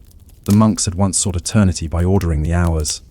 Now, the hours themselves were the order, a cage of their own making. Yet the paradox of their achievement is profound. Without the monastery's discipline, there would have been no science of time, no astronomy accurate enough to guide ships across oceans, no calendars to chart the heavens, no physics of motion, no mechanical engineering. The clock, born in the cloister, would one day rule the factory and the observatory alike. Every scientist who measured a pendulum, every sailor who set his course by a chronometer, every worker who punched a time card, all were heirs to the same patient rhythm that once guided the prayers of monks. The silence of the abbey became the hum of the modern world. There were, however, those who mourned what was lost. In the 15th century, as monastic life grew wealthier and more institutional, a few reformers sought to return to the old simplicity. They argued for fewer hours of work, longer periods of meditation, and less dependence on machinery. To them, the clock represented the intrusion of worldly precision into divine mystery. One Carthusian monk wrote, "When I hear the bell, I no longer think of God, I think of the clock." His complaint would echo for centuries. By the dawn of the Renaissance, timekeeping had become an art. In Nuremberg, craftsmen began producing small personal clocks, portable enough to carry, wound by hand each morning. They were called Nuremberg eggs for their rounded, egg-like shape. To own one was to hold time itself, a symbol of wealth and intellect. What had once been communal, shared prayer, shared bells, shared rhythm, had now become individual. Each person carried his own time, his own hours. The monastery's shared harmony had dissolved into a world of private ticking hearts. And yet, even as the clock became personal, its origin lingered in memory. Many of the early clockmakers were former monks or students of monastic schools. Their craft was still a kind of devotion, a meticulous attention to precision that echoed the patience of the scriptorium. When Galileo studied the swing of a pendulum in the 17th century, he was unknowingly continuing a legacy that had begun in those candlelit rooms. When Newton measured time as a constant in the laws of motion, He was refining the same concept the monks had prayed by, that every hour was part of an ordered, knowable creation. The difference was that God no longer needed to be its center. In this way, the monastery clock outlived the monastery. As Europe secularized, the abbeys grew quiet. Many were dissolved, their lands taken, their bells silenced. But the clocks remained in cathedrals, in city halls, in factories. The sound that had once called men to prayer now called them to work. The same rhythm, the same precision, now drove the engines of industry. 1,000 years after Saint Benedict had written, "Let nothing be preferred to the work of God," the world had reinterpreted his words. Now, work itself had become divine. If you walk today through the ruins of an old abbey, say, Fountains Abbey in Yorkshire or Cluny in France, you can still see the outlines of the towers where the bells once hung. The air is silent now, save for the wind and the distant hum of traffic, and yet if you stand still, you might almost hear it. The faint echo of a bell marking prime or sext, the ghost of a rhythm that once defined every breath of human life. That rhythm has never truly stopped. It beats in the seconds of your wristwatch, in the ticking of your kitchen clock, in the digital hum of the phone beside your bed. Time, once sanctified by prayer, now sanctifies everything else. The monks did not mean to create this world. They meant only to live faithfully, to order their hours in the service of eternity. But in doing so, they built the foundation of modern existence, where every moment is counted, every task timed, every silence filled. They measured the day for God. We measure it for ourselves. And perhaps, in some quiet way, that is the true inheritance of their discipline. That even as we live by the clock, we are still, unknowingly, following the echoes of their bells. As night settles again over the valley, the young monk, now old, his beard white, his hands trembling, winds the clock one final time. The gears catch, the pendulum sways, and the first deep note of Compline rings through the stone halls. He closes his eyes. He has measured every hour of his life, and yet he knows that time itself cannot be kept. The bell fades, the clock ticks on, and the monastery once again falls silent. In the dim light of a convent scriptorium, the smell of ink is faint but constant, a mixture of soot, gall, and vinegar. The scratching of quills against parchment is the only sound, steady and measured like distant rain. A candle flickers beside each desk, its flame mirrored in the curved surface of the inkwell. It is here, within these narrow, quiet rooms, that women of the Middle Ages learned to write, though not all were meant to. You might imagine the Middle Ages as a time when women were largely silent, their words preserved only through the mouths of men. But beneath that silence was a long, slow, and stubborn current of literacy, of women who refused to let their thoughts vanish entirely. Their writings were not loud declarations or revolutionary tracts. They were letters, prayers, translations, and books of hours, works of deep intimacy, of spiritual and domestic life. Some were meant for God, some for friends, some for no one at all. But every word, every line of ink drawn across the page, was a quiet act of defiance against oblivion. Long before the printing press, books were made by hand, one at a time, over months or even years. To write was to labor physically, to stretch parchment, cut quills, grind ink, and shape letters carefully enough to please the eye and the soul alike. Most of those who wrote were monks, of course, but there were also nuns, abbesses, and laywomen who found their way to ink. In the 9th century, Hrotsvita of Gandersheim, a canoness in Saxony, wrote plays and poems in Latin. The first known female playwright of medieval Europe, she described herself as a weak woman, yet her verses argued with Ovid and Virgil, weaving Christian virtue into classical form. In England, Leobaba, an Anglo-Saxon abbess, exchanged letters with bishops and kings. Her handwriting was said to be elegant enough to inspire imitation, her words filled with theological thought and precise affection. And in the 12th century at Rupertsberg, Hildegard of Bingen composed entire cosmologies, songs, visions, and treatises on medicine and nature, all dictated in Latin to her scribes. She called herself Feather on the Breath of God. Each of these women wrote within walls, not in the open square, not at the king's court. And yet, their words travelled farther than they ever did. But the act of writing for a woman in the Middle Ages was not simple. For most literacy was confined to the religious life. A girl from a noble family might be sent to a convent to be educated, not to become a writer, but to become an obedient servant of God. She would learn to read psalms, copy prayers, and perhaps illuminate initials with gold and colour. The quill, like the needle, was a tool of devotion. In some convents, embroidery and manuscript illumination blurred together. A nun might embroider a border on linen 1 hour, and then trace that same pattern in ink the next. The two arts, sewing and scribing, required the same patience, the same quiet attention. There was even a saying among the Benedictine sisters: the needle writes with thread, the quill with ink. But unlike embroidery, the written word could travel. It could be copied, read aloud, or sent away, and that perhaps was its danger. For much of medieval Europe, female writing existed in a delicate tension, admired when pious, suspect when intellectual. To write too much or too boldly could be seen as pride. A woman's learning was supposed to be private, devotional, and obedient. To interpret scripture or argue theology was to tread near forbidden ground. In 13th century France, for instance, the scholar Marguerite Porete wrote The Mirror of Simple Souls, a mystical treatise describing the soul's union with God through love. Her book was condemned as heretical. She was burned in 1310, her book burned with her. And yet, her words survived in secret copies, copied by hands that refused to forget her. For every Porete who was silenced, there were others who wrote carefully, balancing intellect with humility. They began their works with phrases like, "I, unworthy woman that I am," or, "Though I know not much, I write what I have seen."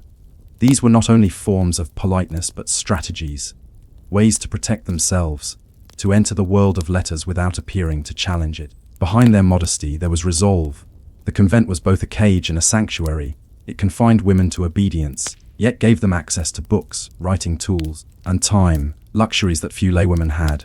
In the scriptorium, the day was governed by rhythm matins, lauds prime, and the hours in between. Each task, copying, illuminating, binding, was a form of prayer. The written word was sacred labor, and mistakes were confessed as sins. A misplaced letter might mean rewriting a page. A smudged line could bring penance. But within that discipline, some women found their voice. Their manuscripts often bore marks of personality, small flourishes in the lettering, tiny marginal drawings of flowers, birds, or human faces. Sometimes a scribe would slip in a personal note, a sigh, a complaint, even a small joke. In a 12th century psalter, one nun wrote in the margin, "Pray for me, for my hand is weary." In another, someone added, "If only I had more parchment, I would continue." Such lines are the faintest traces of individual lives, preserved in ink. Outside the convent, literacy spread slowly among noble and urban women. By the 14th century, a few wealthy households in France, England, and Italy began to keep libraries of their own. The daughters of merchants and lords learned to read vernacular languages, French, English, Italian, rather than Latin. Books of hours became fashionable among the pious elite, richly illustrated prayer books customized for each owner. Women were often depicted in these books kneeling before the Virgin Mary, holding open the very book that the reader herself held, a mirror within a mirror. In these pages, devotion and identity intertwined. Owning a book of hours was both a spiritual and social statement, a declaration of literacy, refinement, and personal piety. Some women commissioned their own texts, adding prayers or family histories. A few even wrote marginal notes, quiet glimpses of thought never meant for others to see. It was the beginning of something subtle but revolutionary, the idea that a woman might think privately and that her thoughts were worth recording. But for most women, writing remained a borrowed privilege. Even noblewomen depended on male scribes, confessors, or tutors to record their words. Many of their letters survive not in their own hand but in another's, rewritten, corrected, or improved. What then can we truly call their voices? Consider Eleanor of Aquitaine, one of the most powerful women of the 12th century. Her letters survive only as fragments quoted by chroniclers, and even those may be altered. We know she wrote, she must have, for she ruled, negotiated, and commanded armies, but her handwriting is lost. Similarly, Isabeau of Bavaria, Joan of Arc, and Christine de Pizan all dictated more than they wrote. Christine de Pizan is an exception worth dwelling on. A widow by her mid-20s, she turned to writing for survival, producing books of moral instruction and poetry. By the early 1400s, she had become one of the first professional female authors in Europe. Her book of The City of Ladies imagined an entire city built by and for women, a place where their virtues, wisdom, and labor would be preserved. But even Christine began her work humbly, saying she wrote only because God placed the words in her heart. To write as a woman meant to justify one's very act of writing. In this world of constraint and devotion, the written word became a thread of survival, a bridge between silence and memory. Each woman who took up a quill was, in her own way, fighting forgetfulness. Her work might never be read beyond her convent walls, or might vanish in fire, decay, or neglect. Yet still she wrote, copying prayers, recording visions, tracing lines that would one day outlast her. We often imagine medieval writing as impersonal, anonymous, and uniform. But if you look closely, if you read slowly enough, you begin to sense the individual rhythms, the hesitations, the careful spacing, the faint pressure of a hand, a faint tremor in the ink, a moment of thought turned tangible. These are the whispers of women who lived within the silence of history. As evening falls in the scriptorium, the nuns rise for vespers. The candles gutter out one by one. The smell of ink lingers in the air, faint and metallic. One young sister, perhaps 16, perhaps 30, closes her book. The last line she's written reads, "May the words I write bring light to those who cannot see." She has no way of knowing if anyone ever will. The world outside her convent is still largely deaf to women's words, but within her careful strokes of ink lies a small act of endurance, the kind of endurance that shapes centuries. And as the last candle fades, her page glows faintly in the dark, a quiet light waiting to be found. But what happened to these words when they left the convent walls? Who read them? And how did they survive the centuries between that flickering candlelight and our modern eyes? And what became of the women whose thoughts were preserved only through the writings of others? By the 14th century, the world outside the convent walls had begun to change. Trade flourished, cities grew, and paper, cheaper and easier to make than parchment, spread across Europe. For the first time, writing was no longer the rare privilege of monks and nobles. With it came a subtle widening of women's voices. No longer confined entirely to the sacred spaces of scriptoria, some women began to write, and to be read in new ways. Their words still bore the restraint of piety and humility, but they were now written in the vernacular tongues, French, English, Italian, German, not just in Latin. This made their writing accessible to a wider world, one that included merchants, artisans, and other women. And yet, for all its growth, the written word remained fragile. A single ink stain, a careless fire, a damp wall could erase an entire lifetime's thought. So those who wrote had to choose their words carefully, not only to be understood, but to be remembered. Among the first women to push writing beyond religious limits was Christine de Pizan, a widow, a mother, and a scholar in an age when each of those roles alone could have confined her. Her father, Tommaso di Benvenuto do Pisano, had served as an astrologer and physician at the French royal court. From him, Christine inherited an education rare for any woman, access to books, tutors, and languages. When her husband died suddenly in 1390, leaving her with 3 children and no steady income, Christine turned to writing not for fame but for survival. She began to compose ballads, poems of love, virtue, and fortune, which she sold to noble patrons. Her talent was undeniable. Within a decade, she had transformed from a grieving widow into one of the most respected authors of her time. But what made her extraordinary was not merely her skill, it was her voice, measured, intelligent, and quietly bold. In her most famous work, The Book of the City of Ladies 1405, Christine built a symbolic city to house the great women of history, queens, saints, poets, and scholars, each one a stone in the city's walls. Guided by 3 allegorical figures, reason, rectitude, and justice, Christine asked a question that had never been asked so directly in her time. Why have men, so learned and so wise, written so many bad things about women? Her tone was calm, even polite, but her message was radical. She did not shout or accuse. She reasoned, citing scripture and history, constructing arguments that undermined centuries of misogyny cloaked in scholarship. Her book circulated widely, copied by hand and passed between noble households. Some praised her wit, others dismissed her as presumptuous. But no one could quite ignore her. Christine had shown that a woman could use the pen not only to pray or record, but to argue, to reason publicly, within the very medium that had once silenced her. Christine's example was rare, but it was not alone. In England, Julian of Norwich, a mystic recluse who lived in a small cell attached to a church, wrote revelations of divine love around the same time. The first known book in English written by a woman. Julian's writing was not political but profoundly personal. She described visions she had received during a near, fatal illness. Visions of Christ's love and suffering. But what makes her work enduring is its gentle theology, her insistence that all shall be well, and all shall be well, and all manner of things shall be well. Where Christine argued with scholars, Julian comforted souls. Both were, in their own ways, claiming the authority to write, to interpret, to describe, to shape meaning, without permission. Their pens, though different in tone, drew from the same well of courage. Meanwhile, in Italy, the art of letter writing, ars dictaminis, became a refined practice among the educated elite. Letters were not only communication but performance, blending rhetoric, emotion, and social grace. Women like Isotta Nogarola of Verona and Laura Serrita of Brescia, both 15th century humanists, used letters to debate philosophy and virtue with male scholars. Their exchanges were public, copied, circulated, and discussed, a kind of intellectual theatre by correspondence.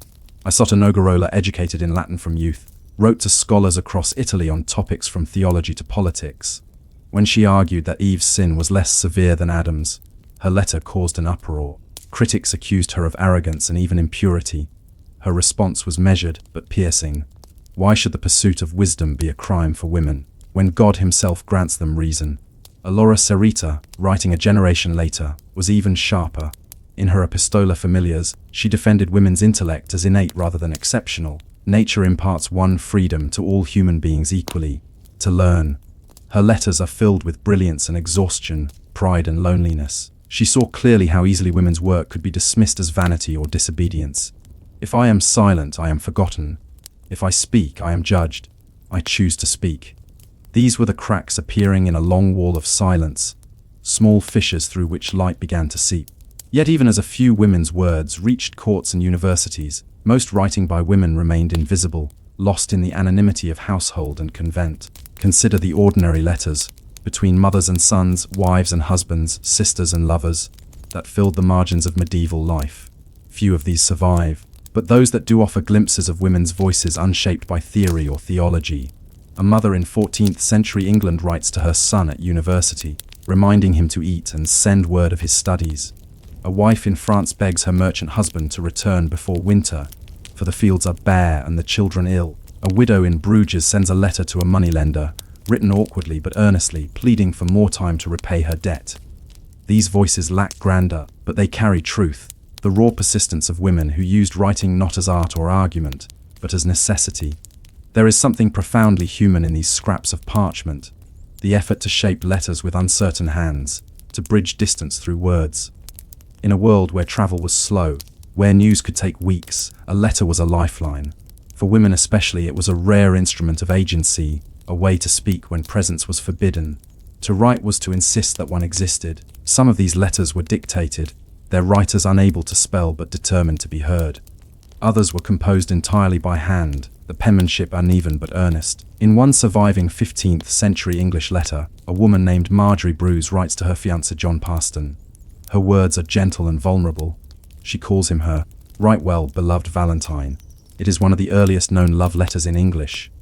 But it is also practical. She negotiates the dowry, apologizes for her father's stinginess, and asks John not to be displeased with her. It is a perfect example of medieval womanhood in ink, affection bound by duty, emotion constrained by economy, and yet it is unmistakably hers. By the late Middle Ages, women's writing occupied a paradoxical place. It was both visible and invisible, admired when moral, ignored when intellectual, and erased when inconvenient. Even as literacy spread, women's names were often omitted from manuscripts they had copied or composed. A nun might illuminate an entire psalter and sign it only, "Pray for the hand that wrote this." A noblewoman might commission a chronicle or genealogy, only for the final copy to bear the name of her husband or chaplain. The history of medieval women's writing, then, is as much about absence as presence, about tracing shadows, reading between the lines of male authors who quoted or refuted them. But those absences, once seen, become powerful. For in every missing name there is a story, in every unsigned page a hand once moved, steady and deliberate. And so the story of women's writing is not one of sudden liberation, but of gradual persistence. An unbroken thread passing through centuries of restraint. From the nuns of the early scriptoria to the humanists of the Renaissance, each woman added a small, quiet stroke to the same vast manuscript of human history. Their ink dried, their names faded, but their words did not wholly vanish. They seeped into the texts of others, copied, translated, reinterpreted, until they became part of the shared vocabulary of thought itself. When a scholar cites a proverb, a prayer, or a poem without knowing its author, it may well be that a woman's hand first shaped it. Imagine, then, a single sheet of parchment, written in fine, neat Gothic script, resting in a chest somewhere in 15th century Bruges. The edges are worn, the ink slightly faded, but the words remain